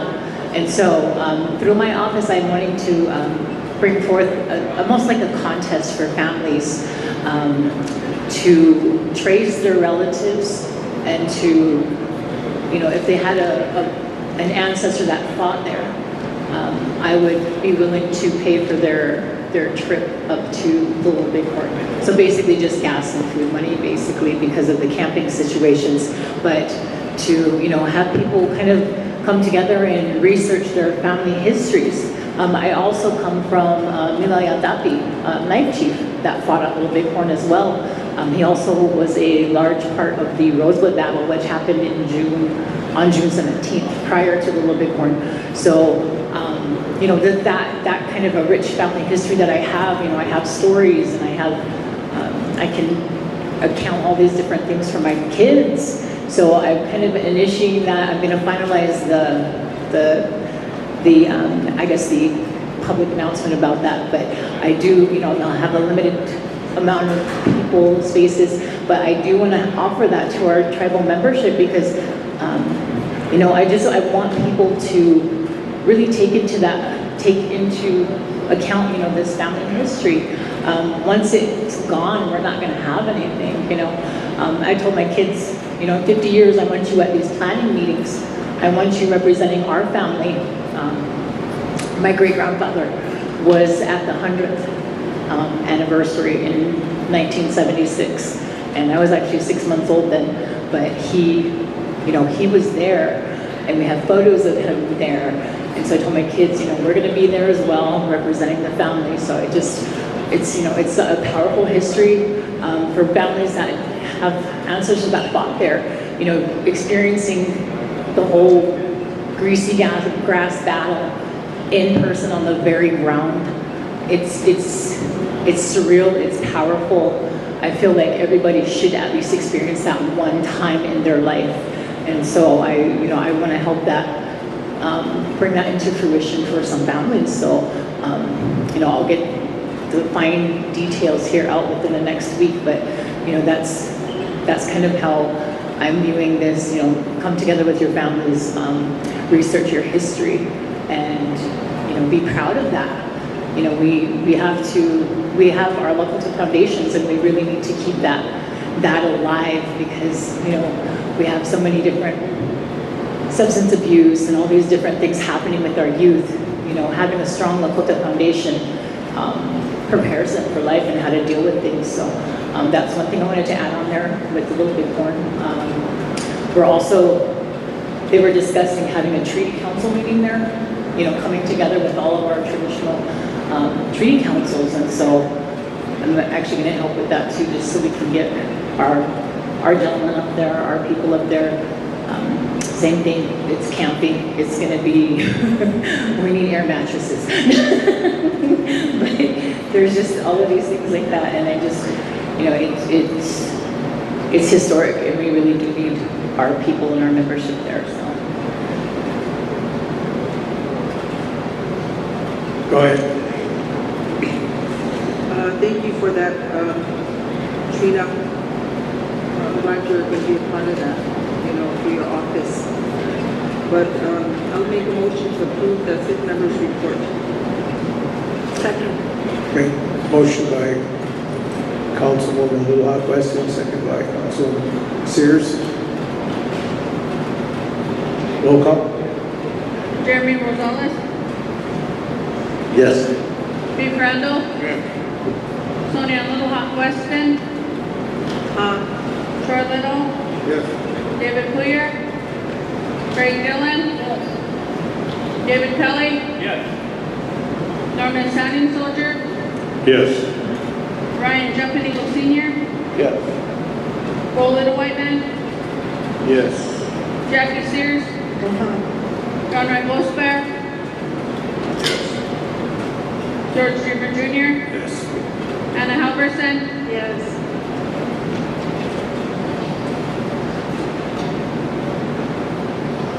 14 unanimous, motion carried. Oh, go ahead. Can I add one thing? I want to mention next, some of our mining issues that are happening. We have a big Craven Canyon hearing happening in Hot Springs, April 13th through the 17th. So I encourage council, any district councils, elders, tokalas, anyone that can go to Hot Springs and be a part of these hearings for Craven Canyon. There's so many things coming up with that in our sacred sites, Peshla, Craven Canyon, of course, all of these, all of the mining issues are happening, and they are fast tracking those permits. They don't care if we put in comments in opposition of this. They are there now, they're doing exploratory mining, and they are contaminating our watershed, our aquifers. So we really do need to take a very big stance on this. We can do all we can on paper, but, physically being there, protesting, and just protecting Unchimaka, we really need this. Trump and the administration it's out of hand, and we really do need to make a big stance on that. So I just want to encourage anyone that can go April 13th through the 17th in Hot Springs at the Mueller Center, please do attend. Thank you, Trina. Go ahead. Trina, who is the attorney that is working on the Craven Canyon case? So we have Mr. Gunn, who's helping us with all of that. Yeah, we talked about that a little bit earlier, about how we went up to the Capitol for the hearing, and then, and I believe, they were gonna have it back in the Capitol this upcoming hearing. But I don't know what the reason was, but the venue got changed to Hot Springs, which is where what the people wanted as far as the residents in Hot Springs. So they are also teaming up with the tribes. So that's great.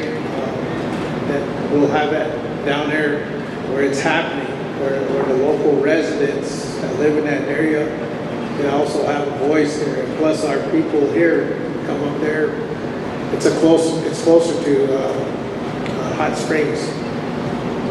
We want to go attend, so think it's great how that turned out, but still, it's not over. So again, like we mentioned, this administration is just going through the motions of checking the boxes, you know, so we have to, I guess, try to intervene in however we can to stop this by showing up at this hearing.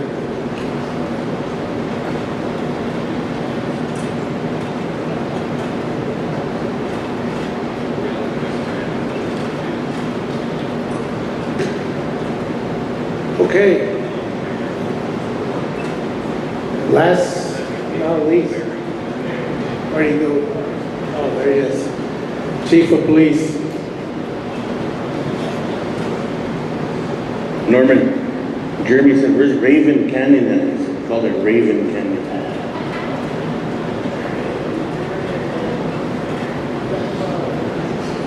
Go ahead, Chief. I'll turn it over to you. Good afternoon. Before I start off, I'd like to give a little shout out, I guess, to, I'm a direct descendant of Crow Eagle, who also fought at Oglala Bighorn. So I'd be very disrespectful if I didn't give my probably great-great-grandfather a shout out to that.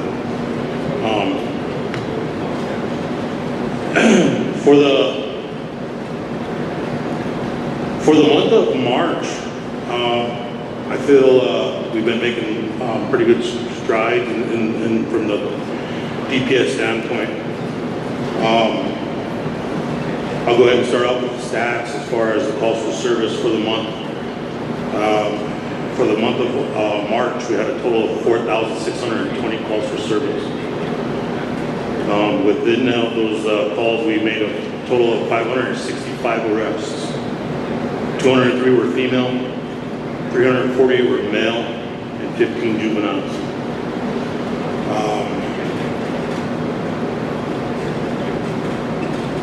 And I broke it down by district, but I will post that and I'll be sending out the email as well, in reference to all the stats, community breakdown, and whatnot.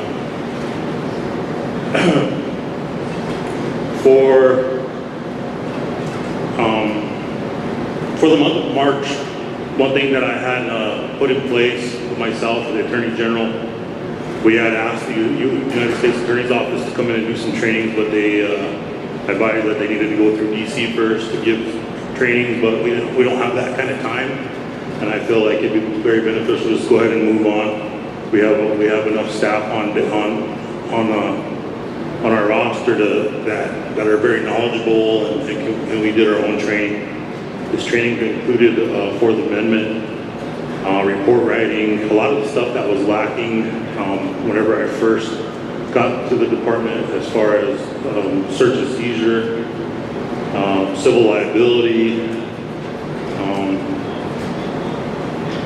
the banishment, what to do when dispatch gets a call to whenever an officer is dispatched, and an officer to make that arrest, and not to basically turn a blind eye to the banishment order, because it's actual law, it's actual ordinance within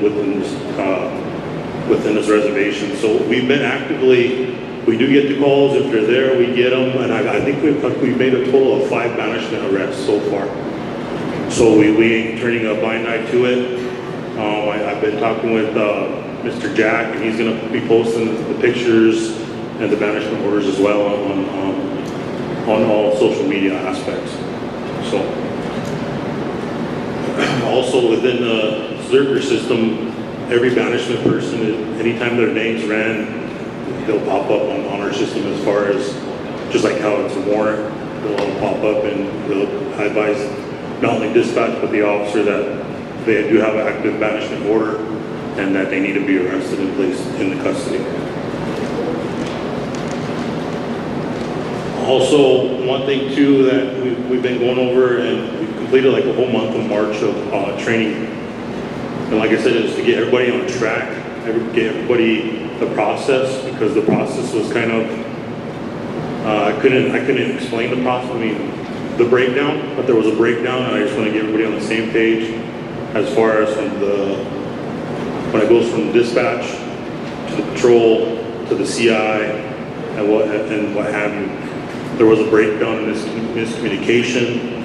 There was a lot of passing the buck, but there's a process in every crime scene or anything that happens within the department.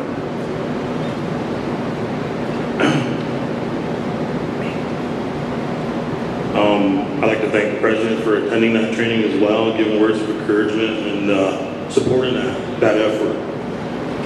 It was really, really appreciated. I think it was like a month ago at Law and Order, Councilman Greenwald made a motion to reach out to the schools as far as drug awareness, alcohol awareness, vape awareness, bully awareness, social media bullying awareness, and whatnot. I had sent out emails to every school administrator to set up trainings and provide that we would go into the school and provide trainings for whatever need that they feel is needed within the school to all their students. One thing that I stated though was that we weren't going to go into the school unannounced. It would be by a request purpose because we don't want to infringe on any scheduling going on within the school. And we've been doing some schools, and some schools are still reaching out. So my goal is to get pretty much every school on the reservation this awareness and whatever they want as far as crimes and whatnot to the schools. So that's in place, and that's going in motion.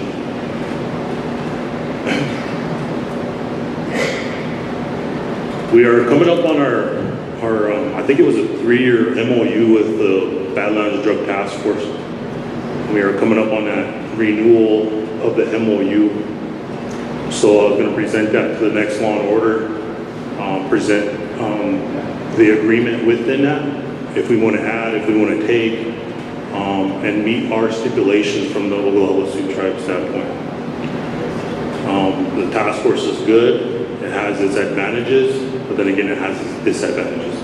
So I kind of want to bring that to light as well. I'll be presenting that to Law and Order the next meeting, and then bring it here for government-to-government relation.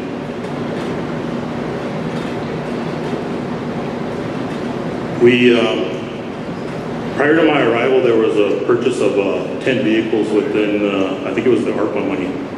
We finally got all 10. Right now there's 4 on the road right now, and 6 are getting outfitted and should be on the road within the next couple of days.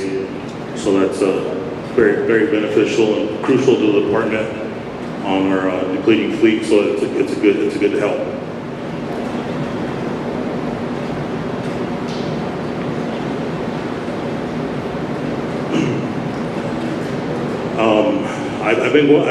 I've been starting here. I started here in September, and I'm going on month number 7.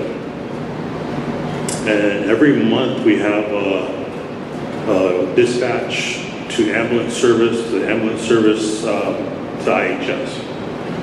And every month we've been working on this, and I had talked with the president as well, and gave him kind of updates on the breakdown and the process of the ambulance service, their service to the community, the response, their transportation to the emergency room, or availability.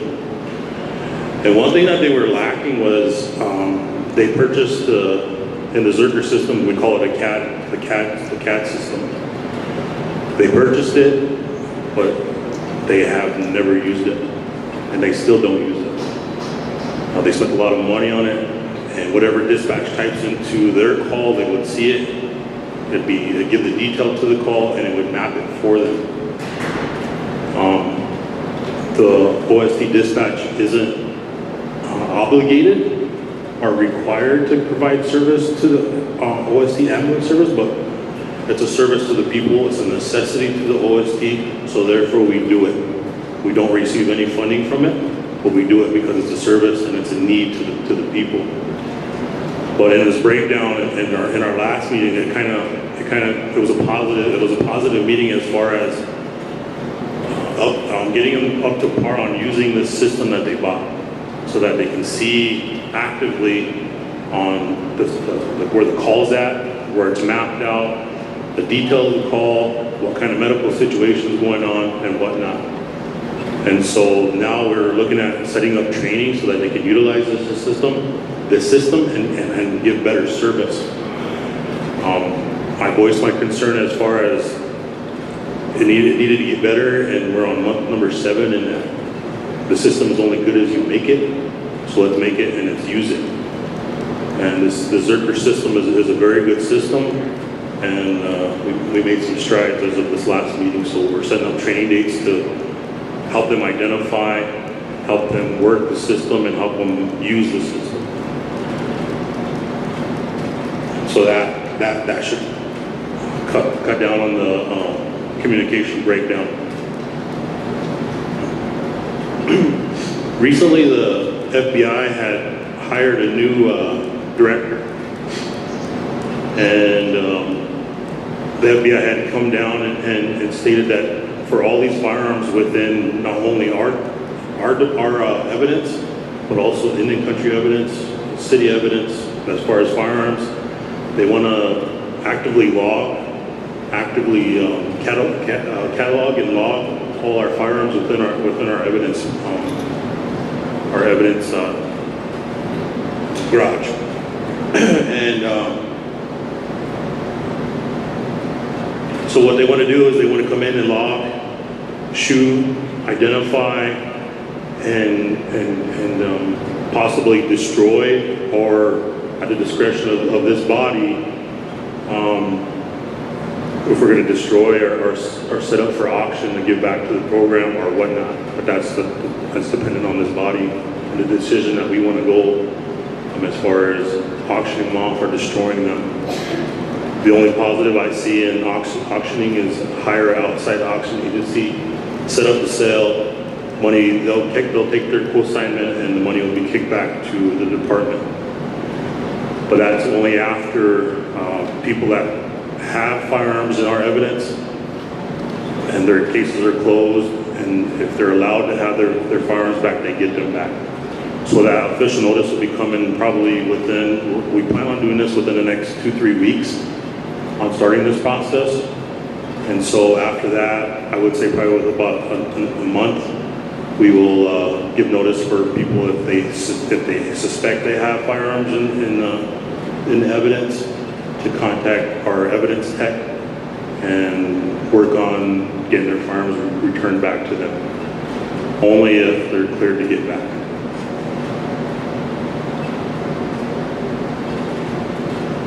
More or less, it's basically cleaning up our evidence, getting more rid of all of our outdated evidence, all of our closed case evidence, and stuff like that. So not only was it firearms, but it's also our vehicles. And I seen this big old post about OST DPS was giving away vehicles, and we were giving them to the tow companies, and that's not the case. We were clearing out our tow yard to free up space because we have no room in there. We had none. And so what we did is we called the tow companies and advised them to come and remove the closed cases, and whatever vehicles can be returned back to the owner. We're not receiving any compensation, we're not receiving any monetary, we're not receiving any property from this. It's just more or less giving it back to the tow company, the owners. If they feel like they have vehicles that belong to them, contact the tow company or the evidence tech, pay the toll bill, and their vehicle will be released back to them. So just to clear the air there, as far as we're not giving away anything. It's unethical for us to take or gain on anything off these vehicles.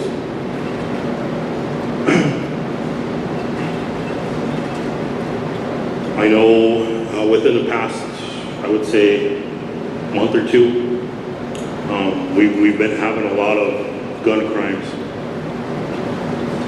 as far as people actively shooting or shooting in the air or shooting at people. Or we recently had a home invasion. But what I want to report on is that with every single one of these calls, we have apprehended every single individual that were firing firearms or anything to that effect. So we're currently looking for one person, but as far as all these other active shooting or active anything as far as involving firearms, we have apprehended and arrested these individuals. So that's one good thing to take away. But from this, when I talk about we've had 4,620 calls for service traditionally and historically speaking for the past, I would say probably 12 months. We were averaging anywhere from 5,000 to 6,000 calls for service a month.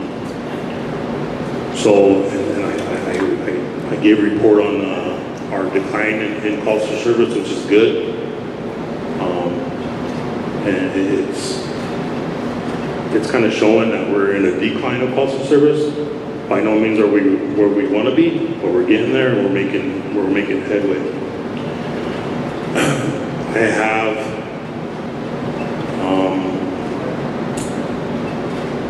I have 5 officers, certified officers that are in the background process. And I'll just go ahead and give the number. I have 32 officers on the road right now. And so with these 5 coming, that will leave me with 37 officers working the road. But also my contract allows, or the OST DPS contract allows for 43 officers to be on the road. I contacted BIA District 1, the regional director, the special agent in charge. In June, they're slated to start their first police academy in Devil's Lake, North Dakota. And so for those additional spots, I'm going to hire some uncertifieds, get them on board, and send them to this class because we already have 7 spots reserved for OST DPS specific. So I'm hoping by September we should have a full contract of officers. 16 weeks. So we should be full contract, I'm hoping by August, and go from there. So we're slowly picking up officers, we're slowly adding to the numbers, and I'm hoping before, like I said, it'll be by September our contract is full. If they all behave, yes sir.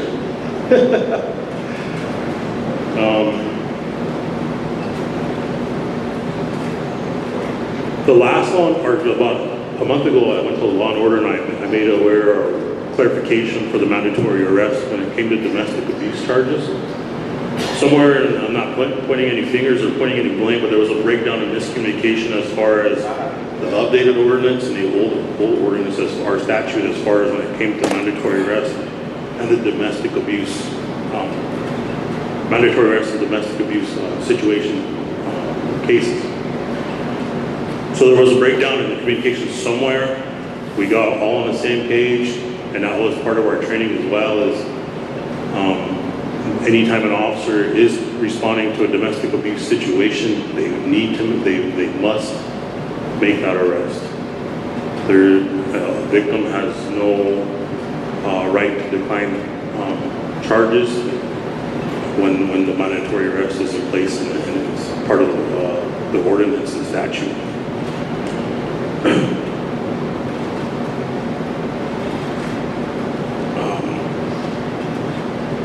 For the longest, I've kind of held off on assigning anybody in the acting captain position.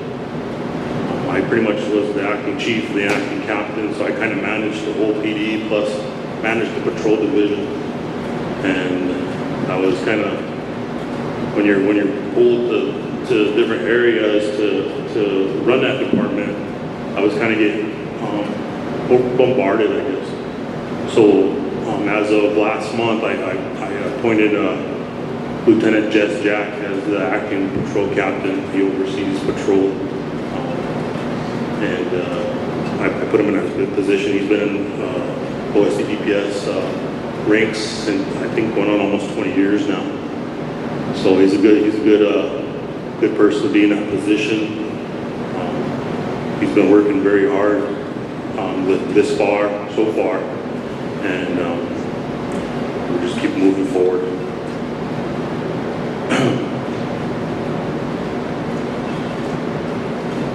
That's pretty much all I have. If anybody has any questions or anything like that. Go ahead, Councilor Stanton. During the Education Committee, or good evening.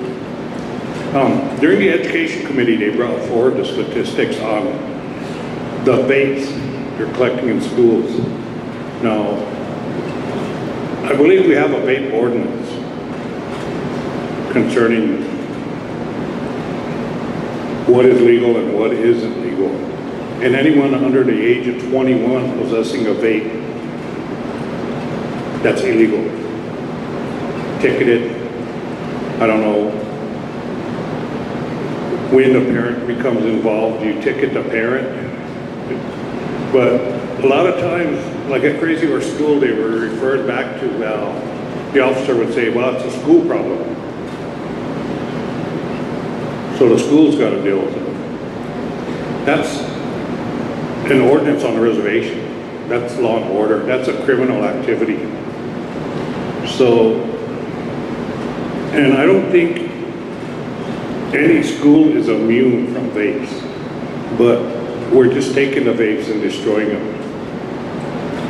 And we're making the vape companies a little bit more richer every time they have to go buy another vape. So what we need to do is we need to start writing tickets to the individual who has the vape and to the parent who allows the child to have a vape.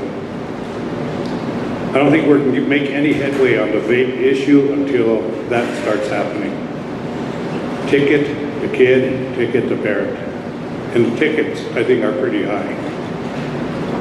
Thank you. Just to answer that, we ran into that situation one time where the officer did take it and destroyed it.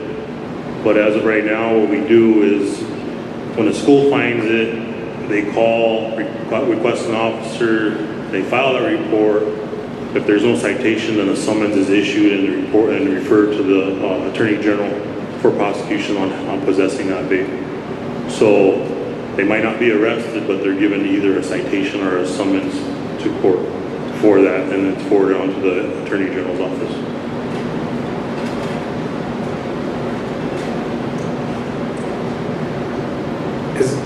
Is that for the student or the parent? It's for the student. So the parent will have to show up for court? Yeah, the parents are ultimately responsible for that child and abiding to any conditions or probation to possessing that vape.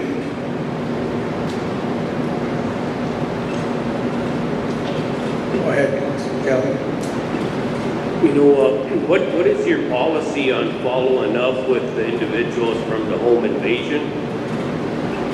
They've contacted me, and they probably contacted their own reps from Oglala, and they haven't heard anything they haven't even seen the report or anything, so they're just wondering what is going to happen. Are these guys going to be prosecuted to the full extent? Will their parents be held accountable? These were youth, from my understanding. Funny you bring that up because I've been sitting back there for a while now. I pretty much got the call yesterday morning as far as follow-up, and again today. Where is the follow-up? So I got with the supervisor special agent Laddie Clifford to send that special agent back over there to advise. I don't want to say the name, to advise that victim of what's going on. We do have individuals incarcerated, and by all means, yeah, our hopes is to prosecute to the fullest extent, yes. Go ahead, Jackie. Yeah, I think, I'm glad that you're you guys are going to be handling the domestic violent cases now? Because when we looked at your statistics, they were pretty high for domestic violence. And that tells us that it's not being addressed because they're continuing to just repeat that offense. But I'm glad that's being addressed now. And also, court orders. When you or the officers get a court order that, you know, from the judge, are those being honored? Or is there a reason why sometimes they don't honor them? We honor all court orders, but I think there's a miscommunication and breakdown as far as court orders, as far as when it comes to civil restraining orders or protection orders. Protection orders are ultimately a mandatory arrest. There's no ifs, ands, and buts. And there was a lot of confusion, and that's one thing that we talk about as well in training, is that a protection order is mandatory arrest. You have to make that arrest. When it's a restraining order, it's a civil order. You need to file a report. You as that plaintiff, you need to go to the courthouse, file a show cause, subpoena that report, and basically run that process. So I think there was a lot of breakdown in really understanding what a restraining order is and the strength of it versus a protection order and that strength in the protection order as well. So we had to give clarification because there was a lot of, well, how come you ain't arresting on this restraining order? Well, a restraining order is a civil order. You need to follow the proper process within the courts and go from there. So if somebody violates the restraining order, then they just have to go to the court to get a show cause. File a show cause, yes. Okay. And then when they file that show cause, the courts will then set up a court date with the judge, and then they take a police report and they show that this person did or this person did not violate this restraining order, and that judge will impose whatever the judge imposes as far as fine, jail time, or whatnot. Okay, I just have one more concern. When we talk about the people going around shooting guns and things like that in the neighborhoods or on the highways, one of our elderly had a concern, and you know, for their safety, because they are elderly and they're concerned for their safety. But they wanted to know from our district if we invited you to come and answer some questions or hear some concerns they have, are you willing to do that, to come to our district meeting? Yes, I will go, and I'll bring my administrative staff as well. Okay. And some of my supervisors so that they can hear it. I believe in my staff hearing it straight from the source rather than from me, because if they hear it straight from the public, it holds more rather than just me getting on them. So. All right, thank you.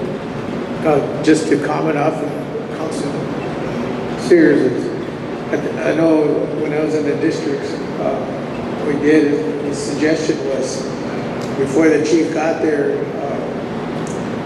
put out to whoever's in the meeting there, write down one question to ask the chief. That way he can get better prepared for it when it's time to speak. So I thought that was a good idea. It's just that, you know, it just bonded that relationship between law enforcement and community. And it made things run a lot smoother. So just a suggestion to the districts. Go ahead, Councilor Queer. Just one question.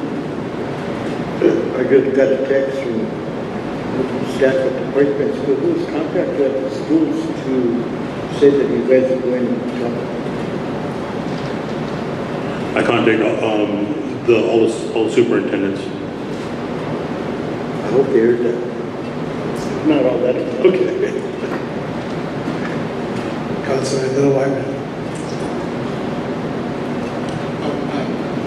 This isn't for the chief. I just had a quick question though, regarding protection orders or something like that. Does the tribe recognize stateside protective orders? I don't know, Steve, if you can answer that, can you answer that?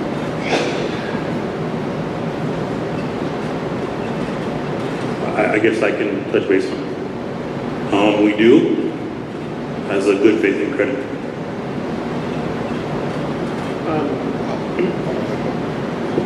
Do they recognize ours? Not unless they go and get it recognized as a foreign order within that jurisdiction.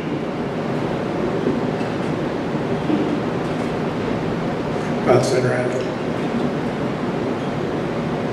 Are you making any headway on the bootlegging? It won't be. I got some calls.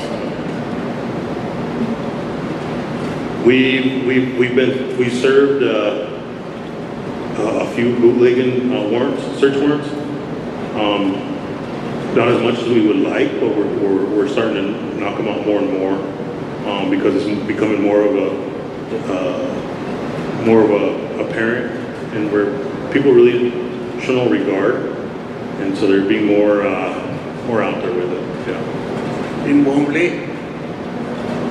Everywhere. Everywhere. But one thing I should really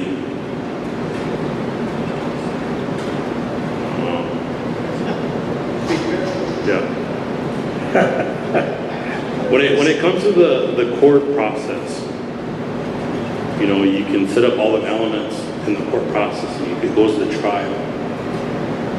And we showed all the elements of the crime of bootlegging. And when it comes to the prosecution part, or guilty, not guilty, where we broke down everything as far as they had a lot of skips, they had gallons of vodka, they've had this, and then we showed the element of the crimes. And we've had some cases found not guilty in actual court whenever it goes to that process. So, and I couldn't tell you why, and I couldn't tell you. For me, and being the law enforcement aspect, I believe our probable cause was there. I believe that our evidence was there. When you have multiple gallons and gallons and gallons of vodka, and you have these bottles filled with vodka, I don't know what else to produce. I mean, the proof's there. The probable cause was there to make that arrest. But I couldn't tell you. Sounds like the breakdown is not with your part of the courts. Go ahead, Councilman. But by all means, do not slow down. If they got a supply, destroy it. If they got to buy another supply, destroy it. Your problem is not what the court's going to say. Your problem is not busting enough of them. I mean, the more you bust, the better off we are. And just keep doing it, keep doing it, keep doing it. There's going to come a time where they'll get tired of their supply being found and you destroying it. But don't stop. By all means, do not stop, please. No, after every outcome of that, which we don't like, we just say, well, we'll just get them again. So. Okay, Steve. On the question of whether states are required to enforce tribal orders of protection, they are. The Violence Against Women Act has a provision, it's at 18 U.S. Code 2265, and it says that any protection order that is consistent with this law issued by a state, tribe, or territory must be given full faith and credit by the court of any other state, tribe, or territory and enforced by that foreign court and law enforcement personnel of that other state, tribe, or territory as if it were its own order. The requirement is that the issuing court, in this case our tribal court, has jurisdiction over the parties and over the matter, and that reasonable notice and opportunity to be heard is given to the person against whom the order is sought. There is another exclusion if someone seeks a protection order and the court actually turns around and issues an order of protection against the petitioner, that is not entitled to full faith and credit unless there was a cross petition. So generally speaking, yes, our orders must be enforced by other states. Go ahead. Councilman Kelly. You know, I just taking a step back prior to Mr. Gunn's conversation, when you were talking about our court systems. You know, I'm glad you're being perfectly honest. I'm hoping you are. But is it our Western Division Court or our Eastern Division Court, or is it both courts that are throwing these cases out?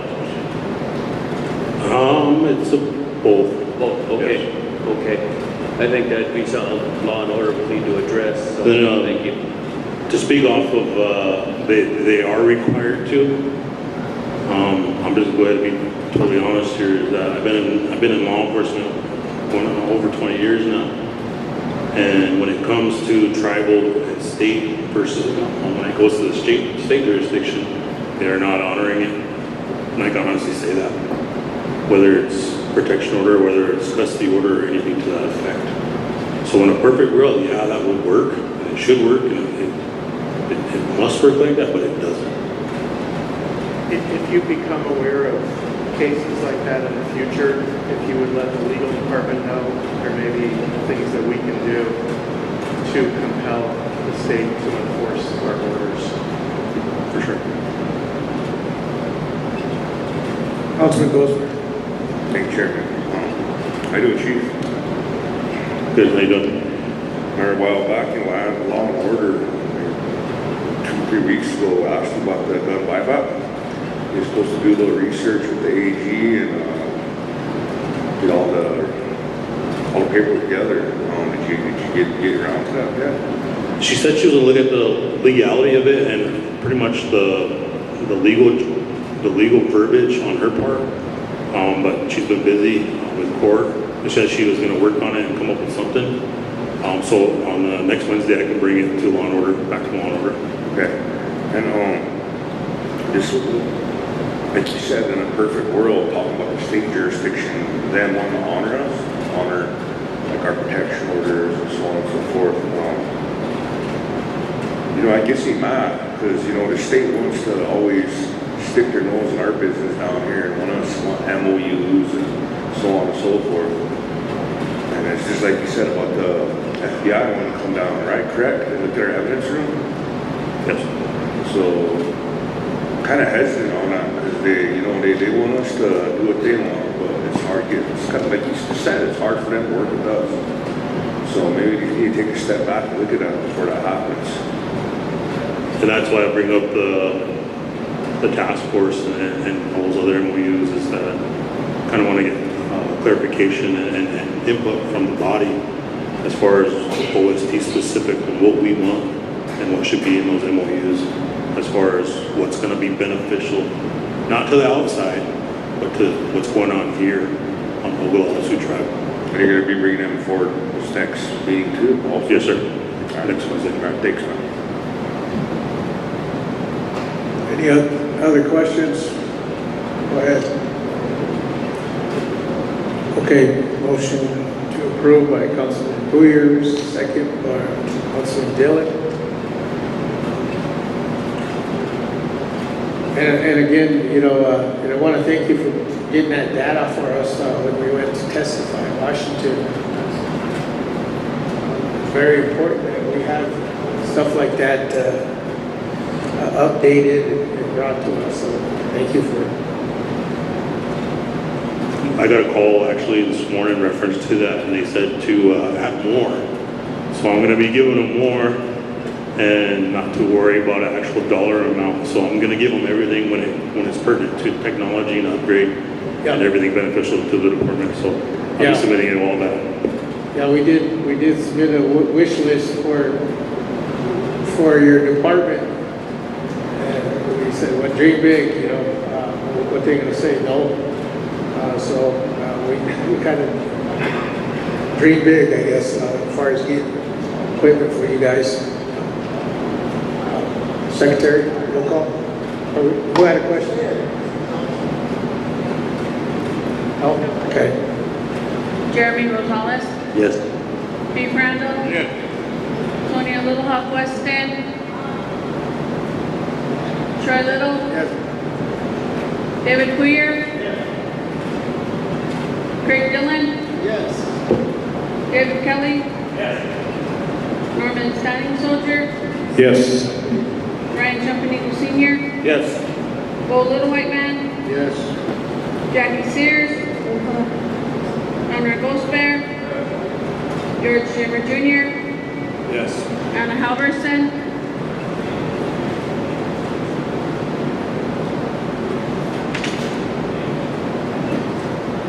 13 yes, one not voting, motion carried. Thank you, Chief, for coming.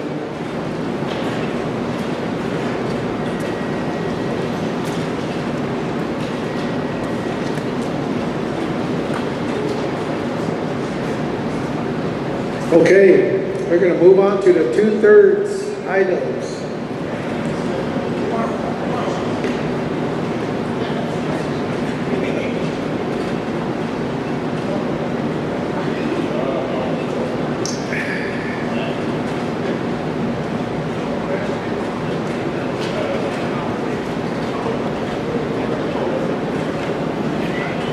Are we going on to the education one, Chair? Yes. Okay, so resolution of the,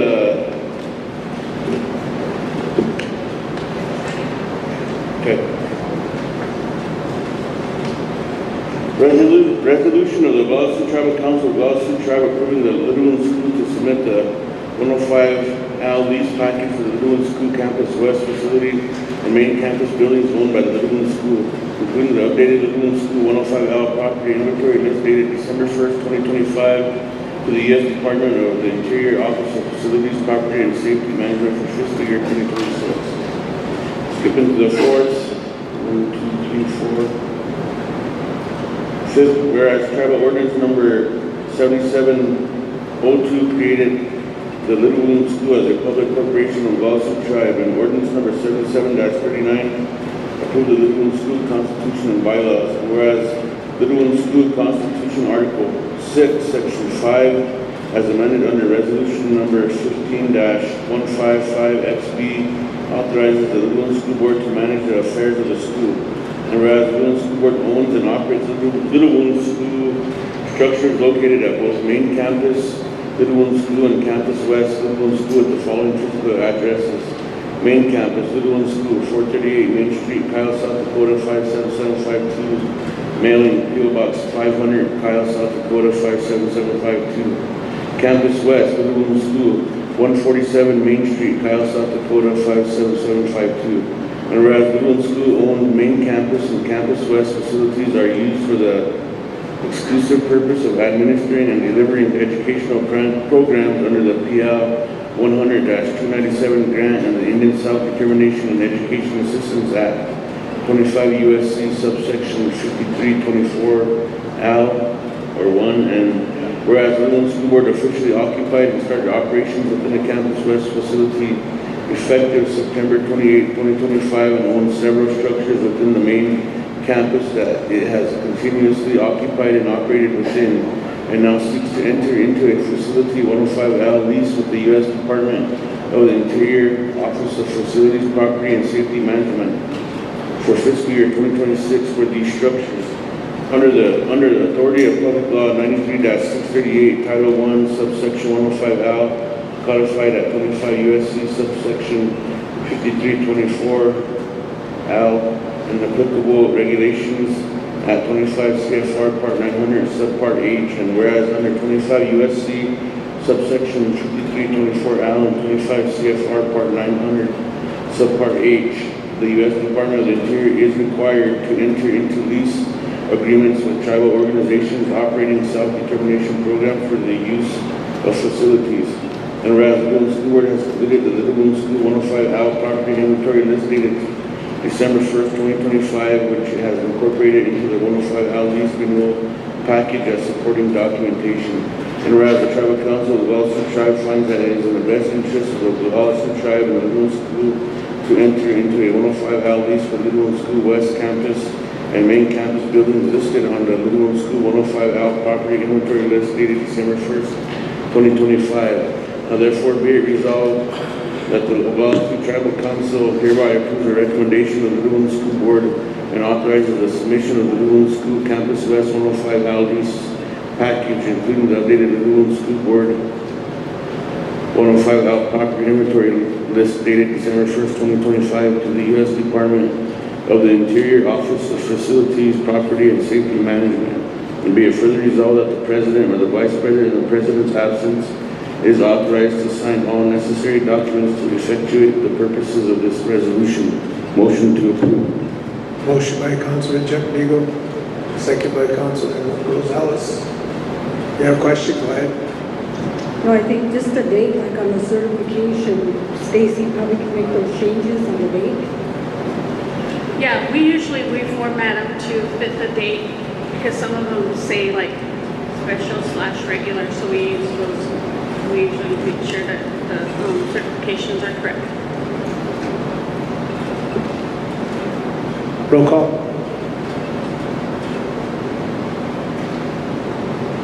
Jeremy Rosales, Yes. Beef Randall, Yeah. Sonia Little Hawk Weston, Troy Little, David Poyer, Craig Dillon, Yes. David Kelly, Yes. Norman Standing Soldier, Yes. Ryan Jumping Eagle Sr., Yes. Bo Little White Man, Yes. Jackie Sears, Donald Rosberg, Yes. George Dreamer Jr., Yes. Anna Halverson,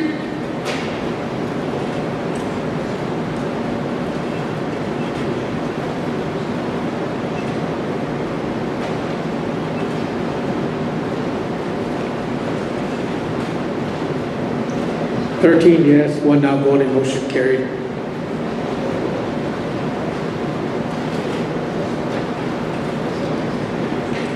Okay, I think that's it for education.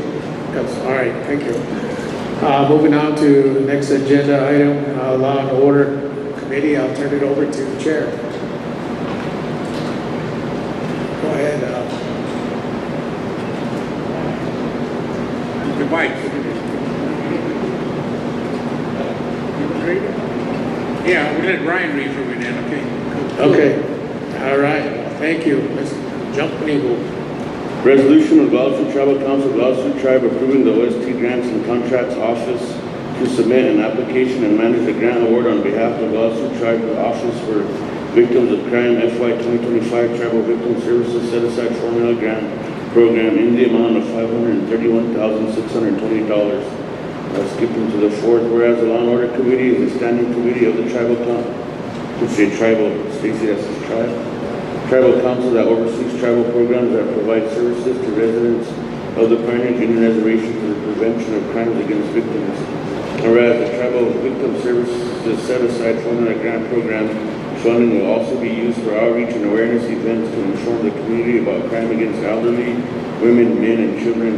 Now therefore be it resolved that the Oglala Sioux Tribal Council of Oglala Sioux Tribe hereby approves and authorizes the OST Grants and Contracts Office to apply for and manage the OVC FY 2025 Tribal Victim Services Set Aside Formula Grant Program in the amount of $531,628.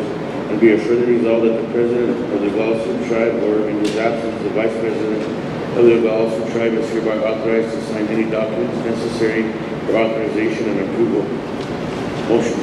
Motion by Councilman Jumpney, second by Councilman Randall. Roll call.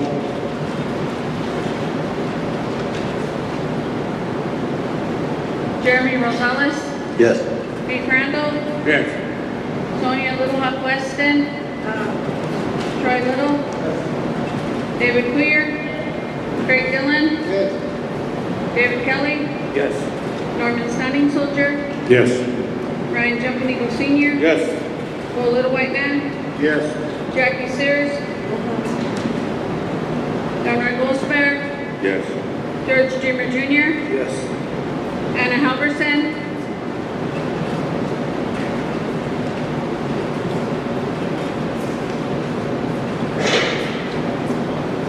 13 yes, 1 no.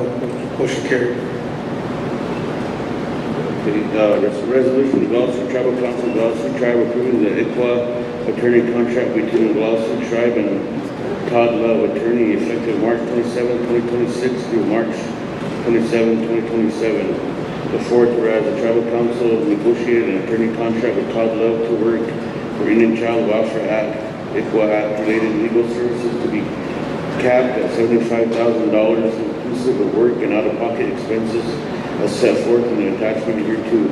Now therefore be resolved, the Tribal Council of the Oglala Sioux Tribe hereby approves the attorney contract between the Oglala Sioux Tribe and Todd Love effective March 27th, 2026 through March 27th, 2027 as attached and incorporated by reference as officially set forth herein.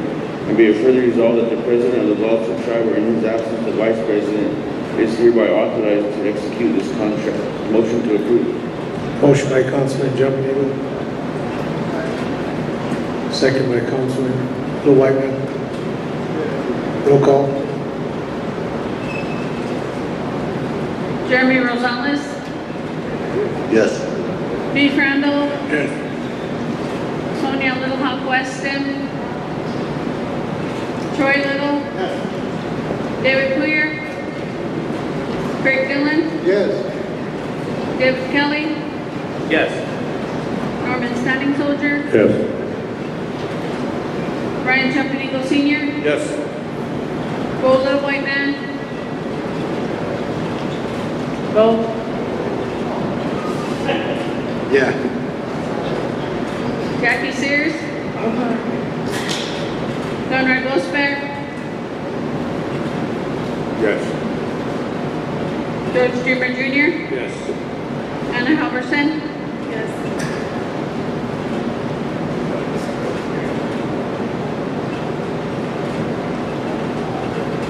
Fourteen unanimous, motion carried.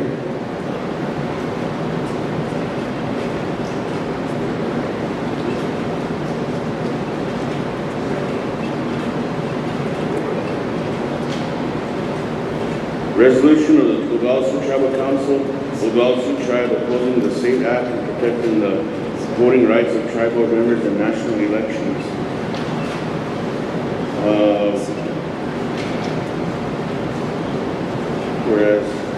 Whereas prior to June 2nd, 1924, members of the tribes are not United States citizens, and whereas Congress granted U.S. citizenship to members of Indian tribes by passing the Act of June 2nd, 1924, 8 U.S.C. subsection 1401B, which provided that all non-citizen Indians born within the territorial limits of the United States be, and they are hereby declared to be citizens of the United States, provided that the granting of such citizenship shall not in any manner impair or otherwise affect the right of any Indian to tribal or other property. And whereas notwithstanding the passage of the 1924 Act, Indian people continue to face systemic disenfranchisement through discriminatory federal and state laws, practices, and policies such as voter identification and documentation laws, CEG Break Bill versus Yeager, number 18-725, 8th Circuit, 2019, Reservation Street address is required to vote. And whereas federal voter suppression legislation referred to as the SAFE Act proposes to require documentary proof of United States citizenship as a condition of registering to vote in federal elections, such as a valid U.S. passport, a birth certificate, and other limited forms of documentation. And whereas although the SAFE Act references certain tribal identification documents, it fails to account for the following. Many tribal IDs do not include place of birth. Many tribal members do not possess passports. Many tribal members lack ready access to certified birth certificates. Many tribal members face logistical and financial barriers to obtaining such documents. Whereas the tribe has an interest in ensuring that its members are able to fully participate in all federal and state elections in which they are eligible to vote. Now therefore be it resolved that the Oglala Sioux Tribal Council does hereby formally and unequivocally oppose the SAFE Act, including including any House or Senate version and any substantially similar federal legislation that imposes barriers that disproportionately burden Oglala Sioux voters in all federal and state elections. And be it further resolved that the Oglala Sioux Tribal Council calls upon the United States Congress to reject the SAVE Act, and be it further resolved that the Oglala Sioux Tribal Council directs the tribal secretary to transmit copies of this resolution to the following individuals: Senator John Coon, Senator Mike Rounds, Congressman Dusty Johnson. And be it further resolved that the tribal president is authorized and directed to execute this resolution on behalf of the Oglala Sioux tribe. Motion to approve. Motion by Councilman Jumping, second by Councilman Little Hawk Weston. Roll call. Jeremy Rosales, Yes. Dave Randall, Yes. Sonia Little Hawk Weston, Troy Little, Yes. David Poyer, Craig Dillon, Yes. David Kelly, Yes. Norman Standing Soldier, Yes. Ryan Jumping Eagle Senior, Yes. Bo Little White Man, Yes. Jackie Sears, Don Roy Gosper, Yes. George Jimmer Jr., Yes. Anna Halverson. Yes.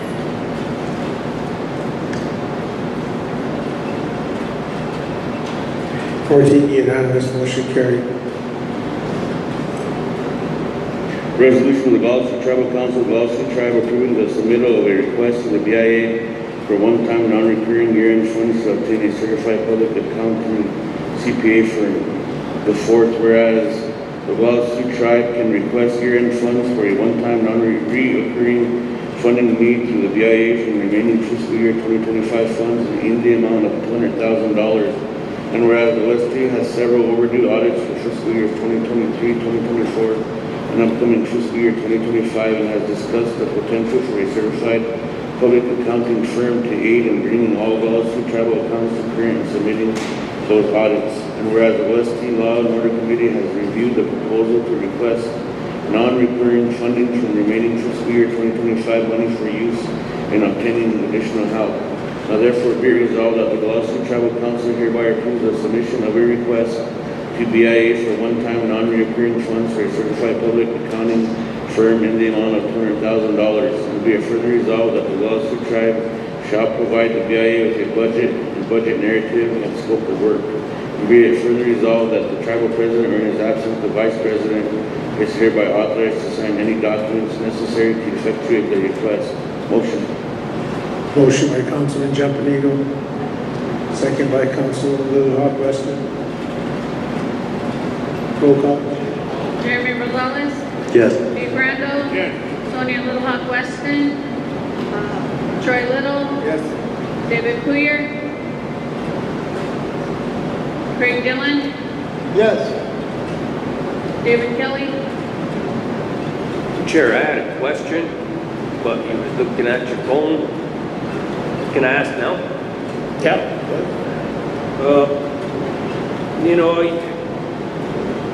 I'm good with getting a certified public accountant, but didn't we just approve 2 contracts for Baker Tilly, which is doing exactly the same thing? I'm just asking. This is the year-end funds. Yeah, I understand that. Reaching out, it's just more funding to help with it. So we're just requesting more help. Yes.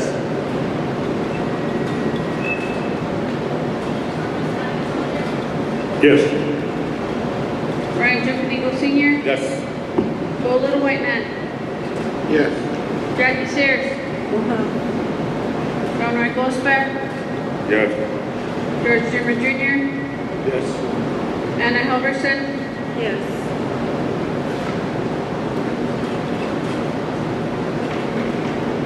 13 yes, one out voting, motion carried. Ordinance of the Oglala Sioux Tribal Council of Oglala Sioux Tribe prescribing procedures for standing committees to submit items to the executive committee agenda.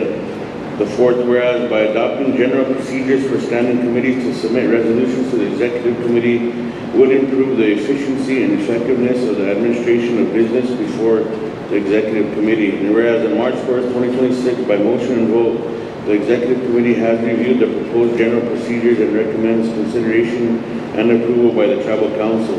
And whereas on March 18th, 2026, by motion and vote, the OST Law and Order Committee has reviewed the proposed general procedures and recommends consideration and approval by tribal council. And whereas the tribal council has reviewed and approves of the recommended general procedures for standing committees to submit resolutions to the executive committee and determines that it is in the best interest of the tribe to adopt such procedures.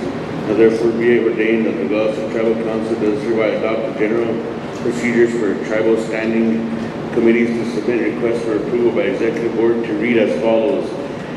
General procedures for tribal council committees to submit agenda items to executive committee. Information flow process. Number 1, items sent from standing committees for action. A, the committee secretary shall prepare the item for placement on the executive committee agenda. B, all committee agenda items shall be made available to the executive committee prior to the executive committee meeting and shall be submitted to the tribal secretary. All resolutions recommended and referred by the standing committee to the executive board, together with the relevant supporting documents and relevant committee action memo and minutes if available, no later than 4 p.m. the Monday prior to the meeting. C, for each special meeting of the executive board, each standing committee shall submit to the tribal secretary all resolutions recommended and referred by the standing committee, together with the relevant supporting documents, committee action memo, and minutes if available for each resolution, no later than 4 p.m. the day immediately prior to the date of the special executive committee meeting. D, an item that is not placed on the agenda for a regular or special meeting may not be added unless approved by a 2/3 affirmative vote of those executive committee members present and voting. That placing the issue on the executive committee agenda is in the best interest of the tribe. Nothing in E, nothing in this ordinance shall diminish or otherwise affect the authority of the executive committee of the tribe to act on behalf of the tribal council when the tribal council is not in session. Consistent with Article 13, Section 6 of the tribal constitution. And be it further ordained that this ordinance shall take effect immediately and shall supersede and replace all prior inconsistent laws of the Oglala Sioux tribe. Motion. Motion by Councilman Jumping Eagle. Second by Councilman Randall. Roll call. Jeremy Rosales, Yes. Faith Randall, Yes. Sonia Little Hawk Weston, Troy Little, David Poyer, Craig Dillon, Yes. David Kelly, Yes. Norman Standing Soldier, Yes. Ryan Jumping Eagle Senior, Yes. Bo Little White Man, Yes. Jackie Sears, Conrad Gosper, Yes. George Dreamer Jr., Yes. Anna Halverson, Yes.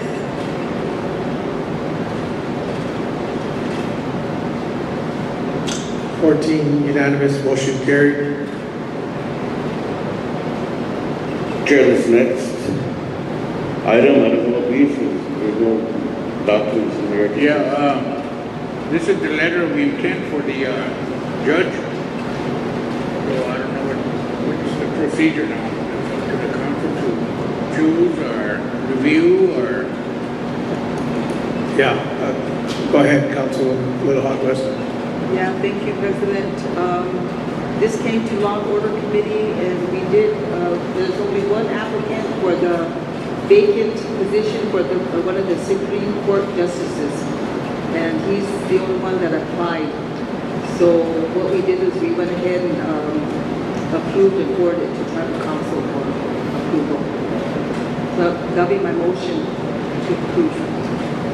Okay, so motion to approve by Councilman Little Hawk Weston, second by Councilman Jumping Eagle.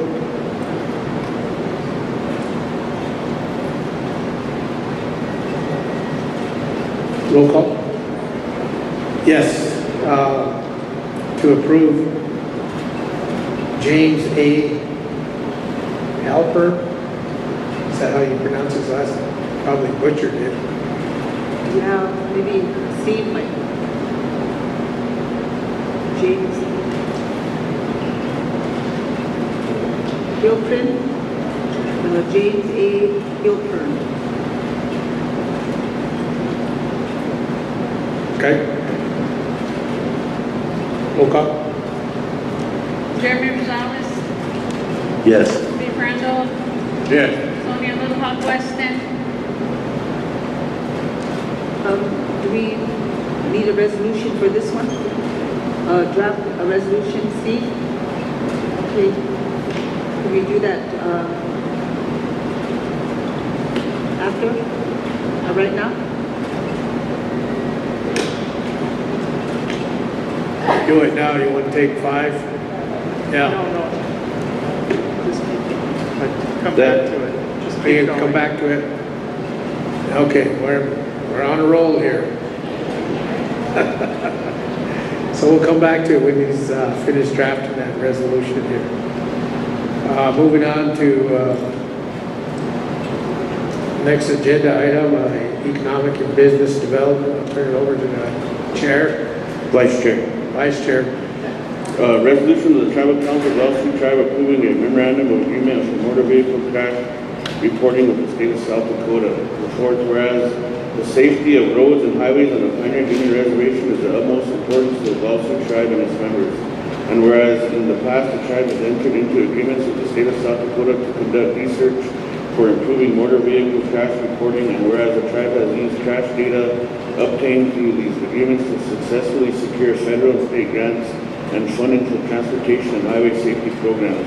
And whereas the March 27, 2026 Economic and Business Development Committee of the Tribal Council recommended that the tribe approve the attached memorandum of agreement for motor vehicle crash reporting between the tribe and the state. And having considered the matter, the Tribal Council agrees with the committee's recommendation. Now therefore be resolved that the Oglala Sioux Tribal Council hereby approves the attached memorandum of agreement for motor vehicle crash reporting between the Oglala Sioux Tribe and the state of South Dakota.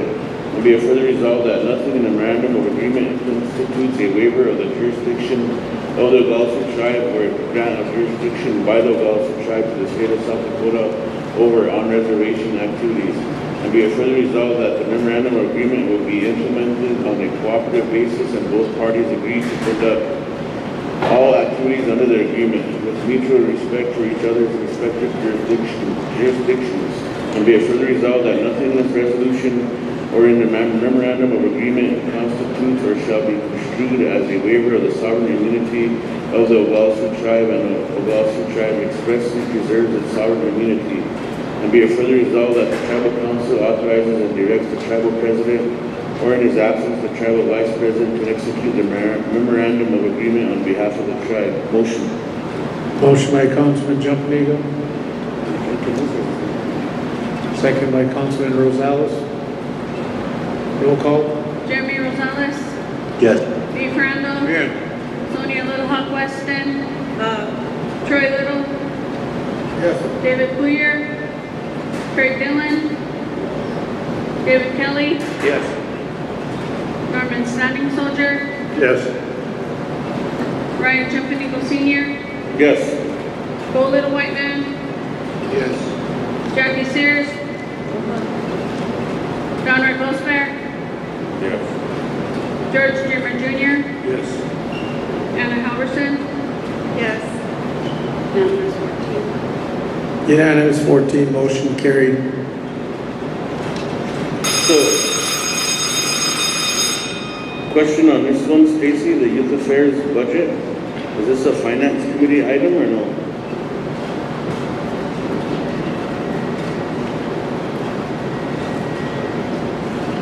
Yeah, I think because James said it's, the fees are coming from the marijuana commission, come from the EBD, so.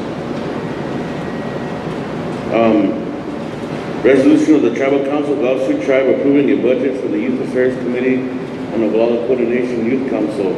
The fourth, whereas the Tribal Council has established a Youth Affairs Committee, which is a standing committee of the Tribal Council and the Oglala Nation Youth Council, which serves as the voice of the Oglala youth and advises tribal leadership on the state of youth affairs on the Pioneer Indian Reservation. And whereas on March 27, 2026, the Economic and Business Development Committee of the Tribal Council voted to recommend a budget for the Youth Affairs Committee on the Oglala Nation Youth Council in the combined amount of $351,765.31, with the funding to come from taxes and fees collected from the Oglala Sioux Tribe Marijuana Commission, consistent of Chapter 10, Section 2 of Ordinance Number 20-66. And whereas, having considered the matter, the Tribal Council agrees with the recommendation of the Economic and Business Development Committee. Now, therefore, be resolved that the Tribal Council of the Oglala Sioux Tribe does hereby approve the attached budget for the Youth Affairs Committee of the Tribal Council and the Oglala Nation Youth Council in the combined amount of $351,765.31, with the funding to come from taxes and fees collected from the Oglala Sioux Tribe Marijuana Commission, consistent with Chapter 10, Section 2 of the Ordinance Number 20-66. Motion to approve. Motion by Councilman Jumping, second by Councilman Poirier.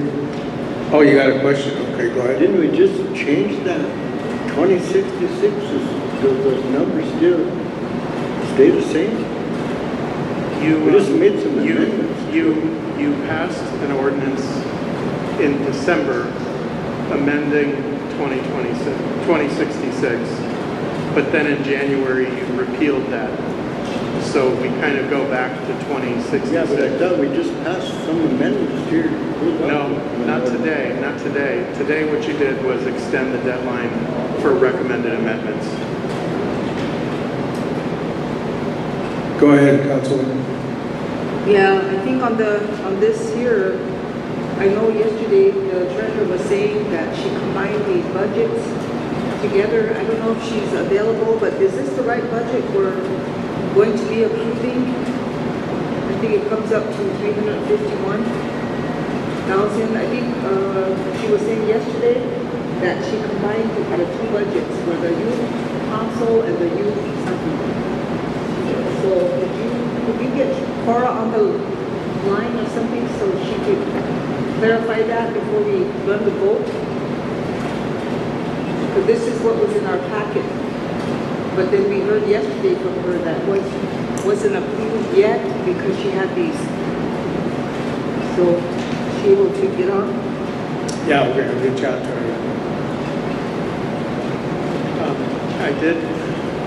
I think you should hear it directly from her, but I did visit with her and she said that this is the combined budget. And if you look at the salaries at the very top, youth activities / affairs coordinator, I think that's the committee coordinator with salary and fringe. I think that's the only item for the committee. I think the rest of it is for the youth council, but she can explain that. This is the right one then. Yeah. Okay. Just run it. I do. Second it. She's What's that? Second it. No second.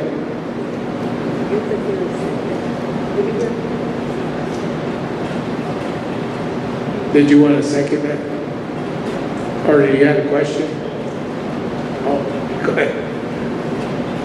Earlier, the chair, James, was talking about wanting to table this.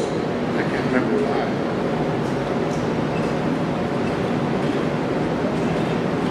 Said something, I didn't go back to committee after court, because that's why we're questioning the budget. I think, when was it, last week or 2 weeks ago, George was going to take it to youth, then it was supposed to go back to EB&D or something like that. That's why we need to have Cora on the line so she could just clarify this is the right budget. Because she said she combined them. And I think we were telling James earlier that this was to go to the working session. So that's why, but now, we just need to know if it's the right budget. If they combine it.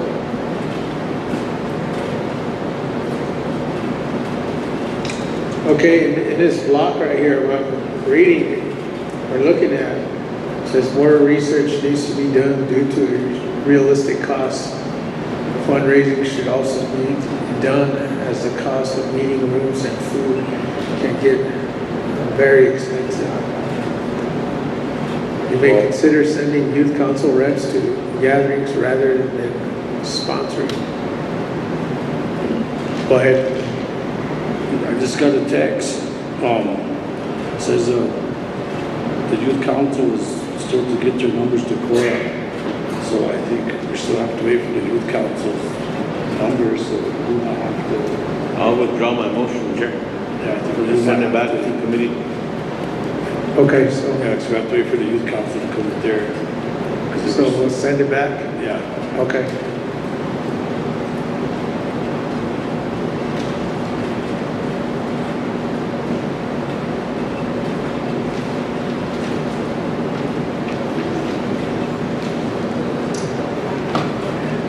That's back to finance, right?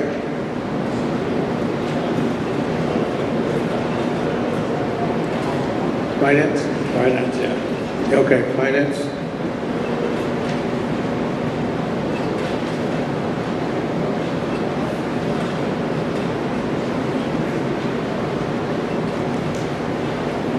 All right, I think that's it.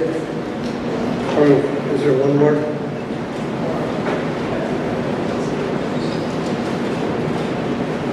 It's the 15-year loan restructuring agreement. I'll start reading it. Oh, that's fine, okay, so are we done with the EBD? Okay, so we actually have two more items to go, and that's, The first one was already passed in law and order. okay. So, I guess we'll move on to finance, another item. 15-year, Yeah. okay. Resolution of the Oglala Sioux Tribal Council of the Oglala Sioux Tribe authorizing, directing, and approving the president to sign the proposed 15-year loan restructuring agreement with the United States Farm Service Agency regarding the Oglala Sioux Tribe's FSA loan.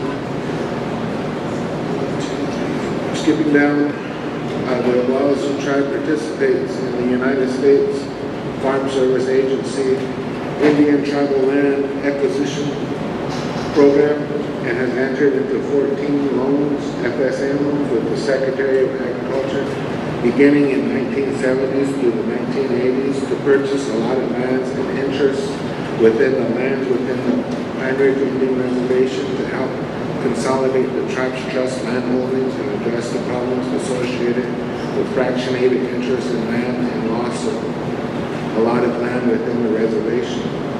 And whereas the tribe became severely behind in its loan payments to the FSA, and the FSA has agreed to consolidate and restructure all 14 loans for an additional 15 years and at an interest rate of 5%. Whereas the Tribal Council of the Oglala Sioux Tribe agrees with the conclusions of the Finance Committee on this matter. Now therefore be it resolved that the Oglala Sioux Tribal Council of the Oglala Sioux Tribe hereby authorizes, directs, and approves the President to immediately sign no later than May 31st, 2026, the proposed 15-year loan restructuring agreement regarding 14 FSA loans with the FSA, which consists of one draft consolidated and re-amortized promissory note, which will be updated on the date of signing to reflect the actual amount owed by the Oglala Sioux Tribe, and two, the amendment to assignments of tribal land acquisition, enterprise income and funds, which are attached to this resolution, and be it further resolved that the Oglala Sioux Tribal Council of the Oglala Sioux Tribe recommits to seek write-off from the Secretary of the United States Department of Agriculture of this oppressive and burdensome FSA loan debt, which for almost 5 decades have severely hindered the tribe's ability to strive forward in economic self-sufficiency and provide for its members. Be it further resolved that the Oglala Sioux Tribal Council of the Oglala Sioux Tribe calls on the United States Department of Agriculture Secretary to write off the tribe's remaining debt associated with FSA loans and calls on the South Dakota congressional delegation to support the tribe's request for this right certification. Motion. Motion by Councilman Little Hawk West, or Little White Man. Second by Councilman Little.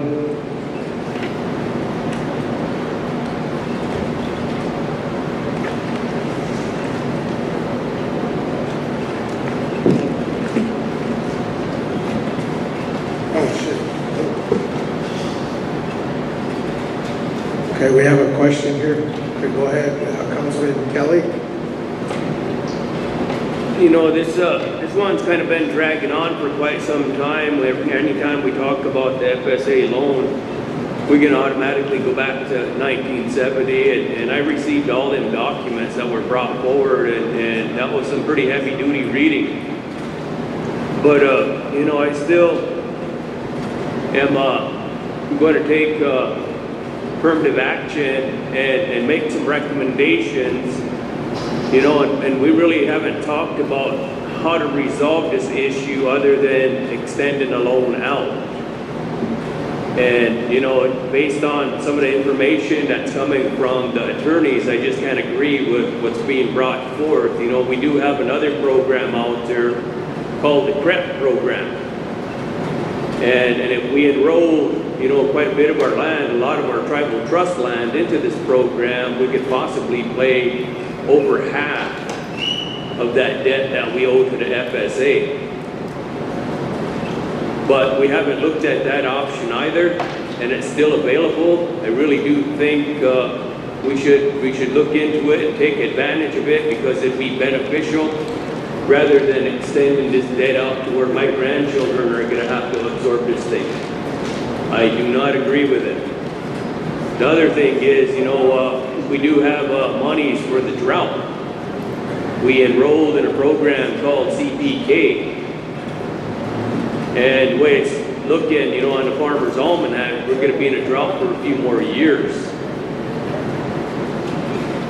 Why can't we obligate them monies, because we haven't really identified where they're going to anyway, to help pay this debt down or possibly pay it off? I'm just looking at other options. You know, I don't want to dig this tribe any deeper in debt than we already are. But we have to look at other options, and these are two of them that I've thrown out. And I think it's time we take it pretty serious and try to get this thing off our back. Thank you.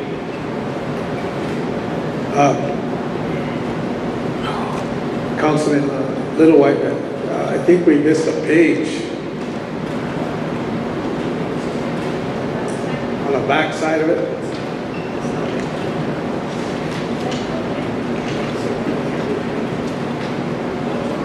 Yeah, I don't think it was on the packet.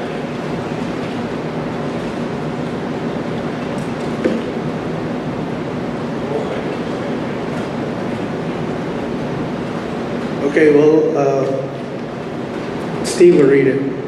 In some of the printed packets, page 2 of the resolution was missing, and it has some whereas clauses, so I'm going to read them. Whereas the FSA informed the tribe that it would send the tribe's remaining debt on the loans to the United States Department of the Treasury for offset, but said it would hold off on such action if the tribal council passed a resolution authorizing the president or another designate to negotiate and enter into the restructuring agreement proposed by the FSA. And whereas on March 11, 2026, the tribal council passed resolution 26-17, which authorized, directed, and approved the president and the treasurer of the Oglala Sioux tribe to negotiate and enter into the proposed 15-year loan restructuring agreement regarding 14 FSA loans with the FSA, and this resolution was presented to the FSA. And whereas, despite multiple inquiries to the FSA about the matter, the FSA waited until the end of the day on March 2026 to inform the tribe of a new requirement for the aforementioned resolution, namely that it needed to include a specific time frame by when the proposed restructure agreement would be signed. But FSA did not allow the tribe time to amend resolution 26-17 as FSA sent the tribe's remaining debt on the loans to Treasury for offset on the same day, and whereas the FSA has informed the tribe that once the restructure agreement documents are signed, or an updated resolution is provided mandating the acceptance of the presented restructure agreement within a specific time frame, FSA will immediately begin the steps required to remove the offset and can submit a request to have refunds made of any offset amounts taken by Treasury. And whereas the restructure agreement consists of two documents requiring signature, which are one, the draft consolidated and re-amortized promissory note, which is subject to change as the amounts owed by the Oglala Sioux tribe are accruing interest daily, and two, the amendment to assignments of tribal land acquisition, enterprise, income, and funds, which are attached to this resolution. And whereas the Finance Committee of the Oglala Sioux tribe has reviewed this matter and concludes that one, given the circumstances, it is in the best interest of the tribe to enter into the restructure agreement to protect the tribe's financial state and to avoid any treasury offsets which would be devastating to the tribe, its programs, and its ability to serve its people, even under the reimbursement scenario presented by the FSA. And two, ultimate relief from these loans by the United States is warranted and necessary, and that efforts towards the same must continue. And then all the other portions of the resolution have already been read into the record. That's it. Thank you, Steve.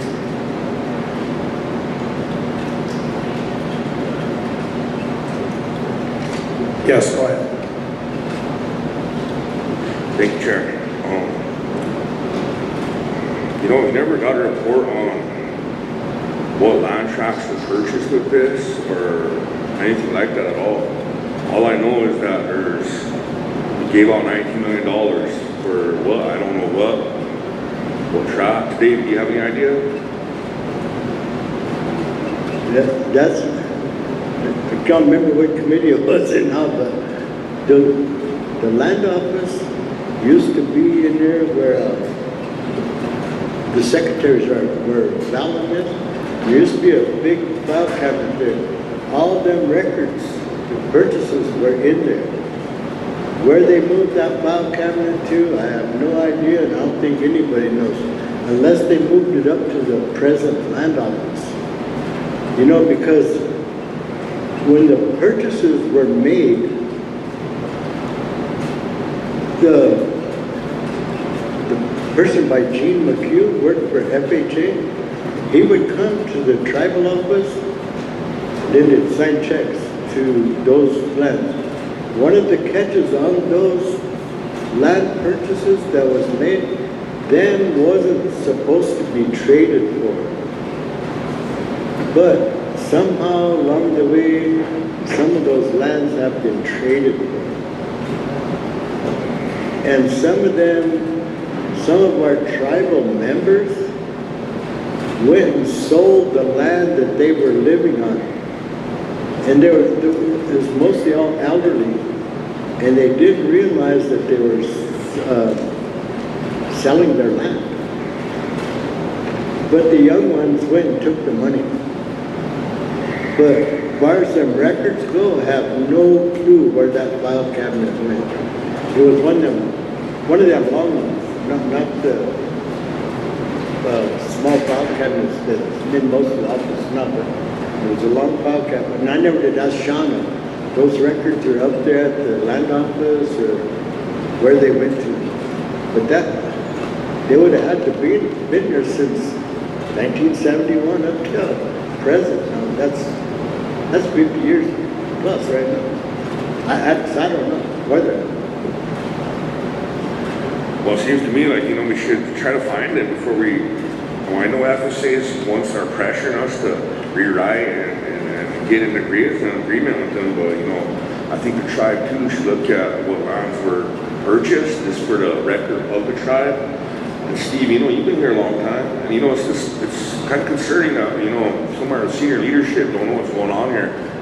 Because, we made a big ruckus about other amounts here that came forward that was way less than this. And for $19 million back then, that was probably like $60, $70 million then. This is sickening, man. I mean, I don't know, because I've been dragged through the mud in a circle, and it seems like something like this, the head should be rolling. So, you know what, Chair and Steve, this is, Steve, especially you, this is something that you should have records on, Steve, because you've been here a long time. I've been here I've worked for the tribe on different matters since 2012, but I was not here and didn't work on any of these loans or restructures at any point. I would be happy to help you try to get the records though. Well, apparently we bought some land tracts and nothing has ever been produced. So that's just where I'm going with this. I mean, there's $19 million and nothing to show for it. So there's something wrong there. Thank you. Yeah, I don't necessarily want to go into more debt, you know. I'm not too happy with it myself and the history of this loan. And, you know, it's a tough situation, but it just creates more debt. I just, you know, when I came into his administration, I was like, man, we got to stop making loans. We got to stop creating debt. We got to start paying and start investing. Geez, even that is really hard. Go ahead, Councilwoman. Thank you. I know that this was something that the Finance Committee directed the President and hopefully Council to go up to Washington, D.C. to try to write off this debt. And I know that Jackie and Sonia had went up to Washington, D.C. with President to try to talk to the FSA about this loan, and we thank them for all the help that they did on that. But you know, this tribal government has been refinancing and restructuring this land debt, and now it's, you know, into consolidation, and now it's with the U.S. Treasury. They're rewriting 14 loans. You know, I had a lot to say in Finance Committee. I had a lot of questions, a lot of concerns on this FSA loan about what was happening with it.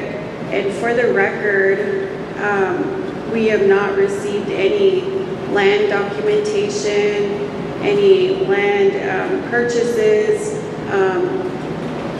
And I'd like to see that as well, because back in 1970, $19 million worth of land today equivalents out to $160 million in land purchased. And that was given from the FSA paying this tribe through the land committee, not through tribal council, but through the land committee for that purchase. And now that debt is down to 6.5 million. But it just seems like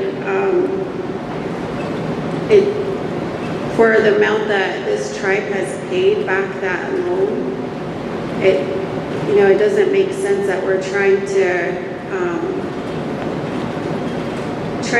come to agreement now after 1970, and we're in 2026.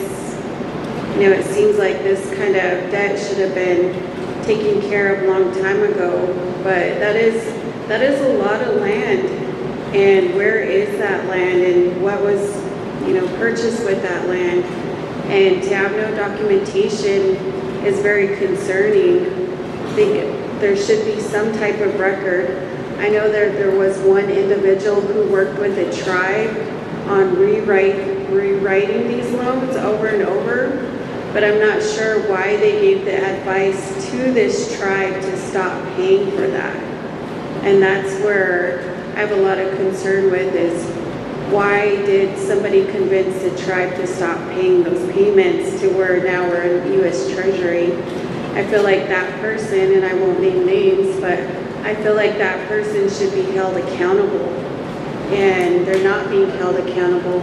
And now we're in the mess that we are with this tribe, with this FSA loan. I can't support this. I know we were told that this would affect our federal programs and our federal fundings to those, but we were told yesterday that's not accurate information that we were given. And so, I can't support this. Thank you. Councilman Dillon. I don't know if we made a motion to approve this or not, but has there been a motion? But my concern is, everybody's getting kind of upset over this, but nobody in this circle was here when this happened. And the record keeping at the tribal level and at the BIA level is not what it used to be. Or was it ever? Because there's no record of what was purchased. And so when people get bent out of shape over something that happened, it's because we're always looking back. And this thing has came up to us, this whole problem is. And the only way we can address it is if we had the right information. And but we don't have that, all we have is the debt. And they will come after our other funds if we don't pay it. I think we've been told that. So what are we waiting for? Besides the fact that we have lost our quorum, Mr. Chairman. Yeah. I have Jennifer on the line here. I just want to get her opinion on this. Jennifer? Thank you, President and Council. The resolution is before you because the restructure agreement, the understanding from FSA is that they did send the loans over to Treasury for offsetting. So our understanding on that is that Treasury can now offset your other federal funds. And we don't want that to happen. It's not a good situation, I understand. But FSA said that if the tribe enters the restructure agreement or presents a resolution that says it will enter the restructure agreement by a certain date, and it proposed May 31st, it would take immediate steps to get the loans out of Treasury. It also said that it would request reimbursements for any offsets. But our understanding was that any offsets would be disruptive, even if you do get reimbursed later on. And so the thought was to present the restructure agreement that FSA has put in front of you, which, yes, would increase the overall amount you pay back on these loans, but bring them down to a lesser payment installment, which would be twice a year. I think importantly in the restructure agreement, the first payment under the restructure agreement would not be until January 1st, 2027. And so there's time for the tribe to consider these other options that council members have voiced. And I think that's a good idea to look at the other options. What I do know is, it's been my certain understanding that land has been purchased, interests of land have been purchased with this money, and it's generating some revenue. And that revenue is actually the collateral for these loans. So you're using the revenue off the lands that were purchased to pay the loans, but the problem is you haven't, you're behind in payments, which is why FSA sent the loans over to Treasury. But to everyone's point that have spoken, do I have those land records? No, I don't. And we put a FOIA request into FSA for all documents related to the loans. We expect to get those documents. They had estimated April 22nd or thereabouts. But I think that the effort really needs to be with BIA on the land front. And I believe that the treasurer has talked with BIA about getting those records and reviewing this issue. But I'd have to check in with her to the exact status on that.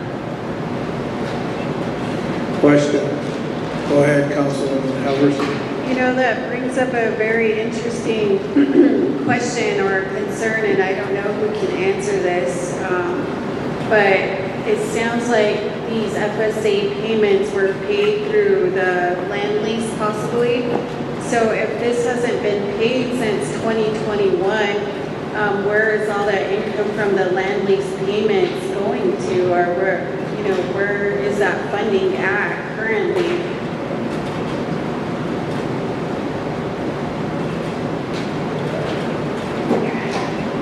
I don't have an answer for that. I do know that there were arguments made in the past that the amount of the revenue was not large enough to cover the loan payments. But I don't know anything beyond that. Yeah, it would be interesting to also get the information on how much land lease funding that we get for our tribe.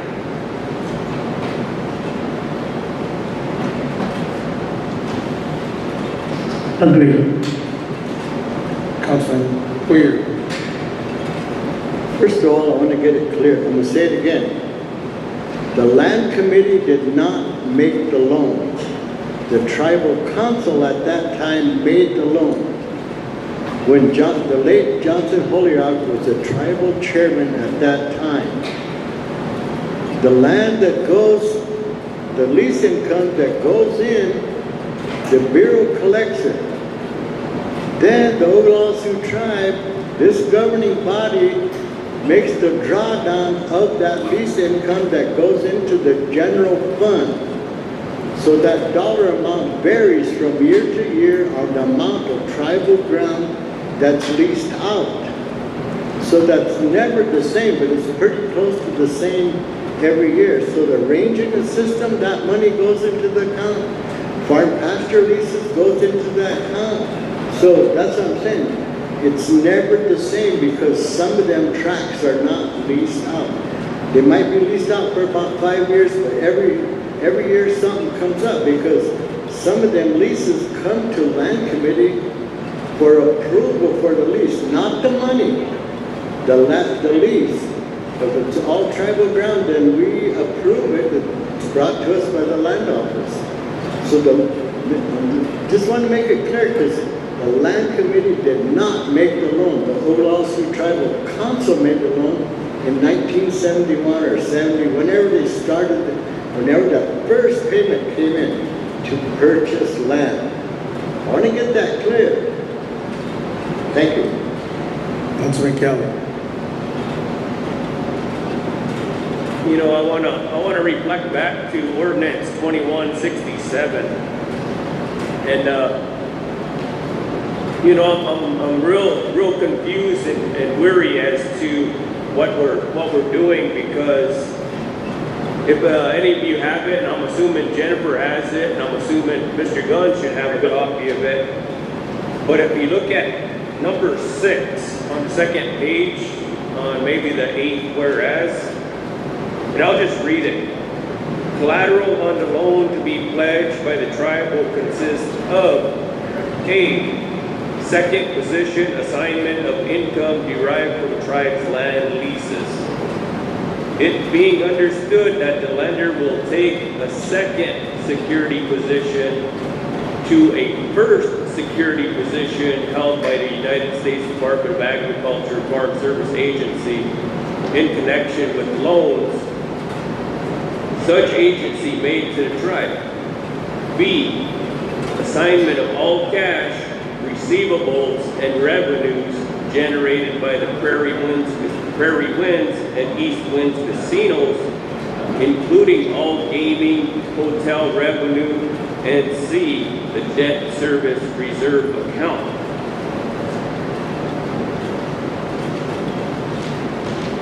So, with that being said, this thing has been in existence for, quite some time because this is another rewrite of the language.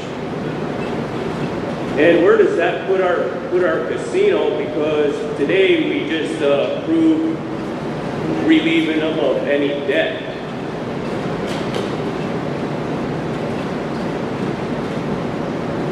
you know, I gave two options, you know, hell, let's enroll in a GREP program, everything we have that we can afford to give up. And let's look into the CPK money. There's two options on the table, but yet, you know, we're forcing our hand to make a loan, and I just have a lot of reservations on it. Thank you. Yeah, it'd be nice to know how long it takes for the CREP to kick in, to sign up. Nice. Councilwoman Little Hawk Weston? You know, we got about 3 items on the agenda left, but I hate to do this, but I'm going to question quorum because I think right now there's only 12 of us council people here.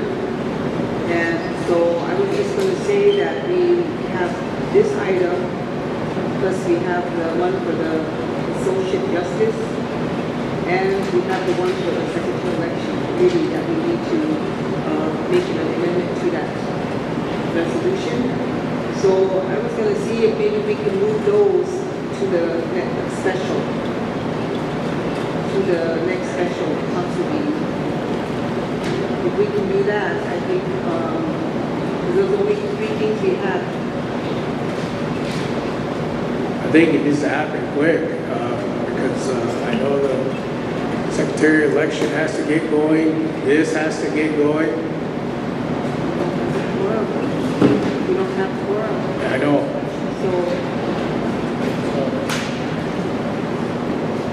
So I guess that's kind of. So now to answer your question, quorum, we have to run a roll call.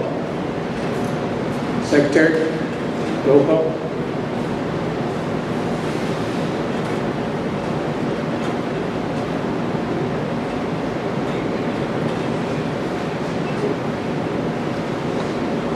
Jeremy Rosales, Here. Beef Randall, Here. Tyler Linderman is excused. Sonia Little Hawk Weston. Here. Wade Little Thunder is excused. Troy Little. Here. David Poyer. Craig Dillon. David Kelly. Present. Julian Spotted Bear is excused. Norman Standing Soldier. Here. Richard Greenwald is excused. Ryan Jumping Eagle Sr. Lyle Weston is excused. Bo Little White Man. Here.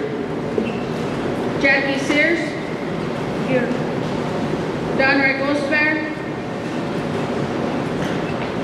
James Cross is excused. Mark Still is excused.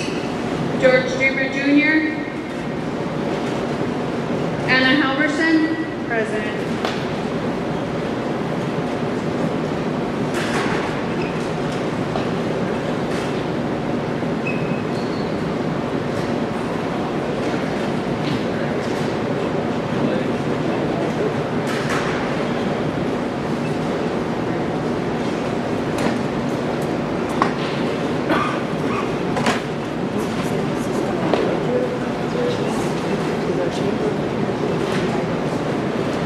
Present, 2 absent, 7 excused.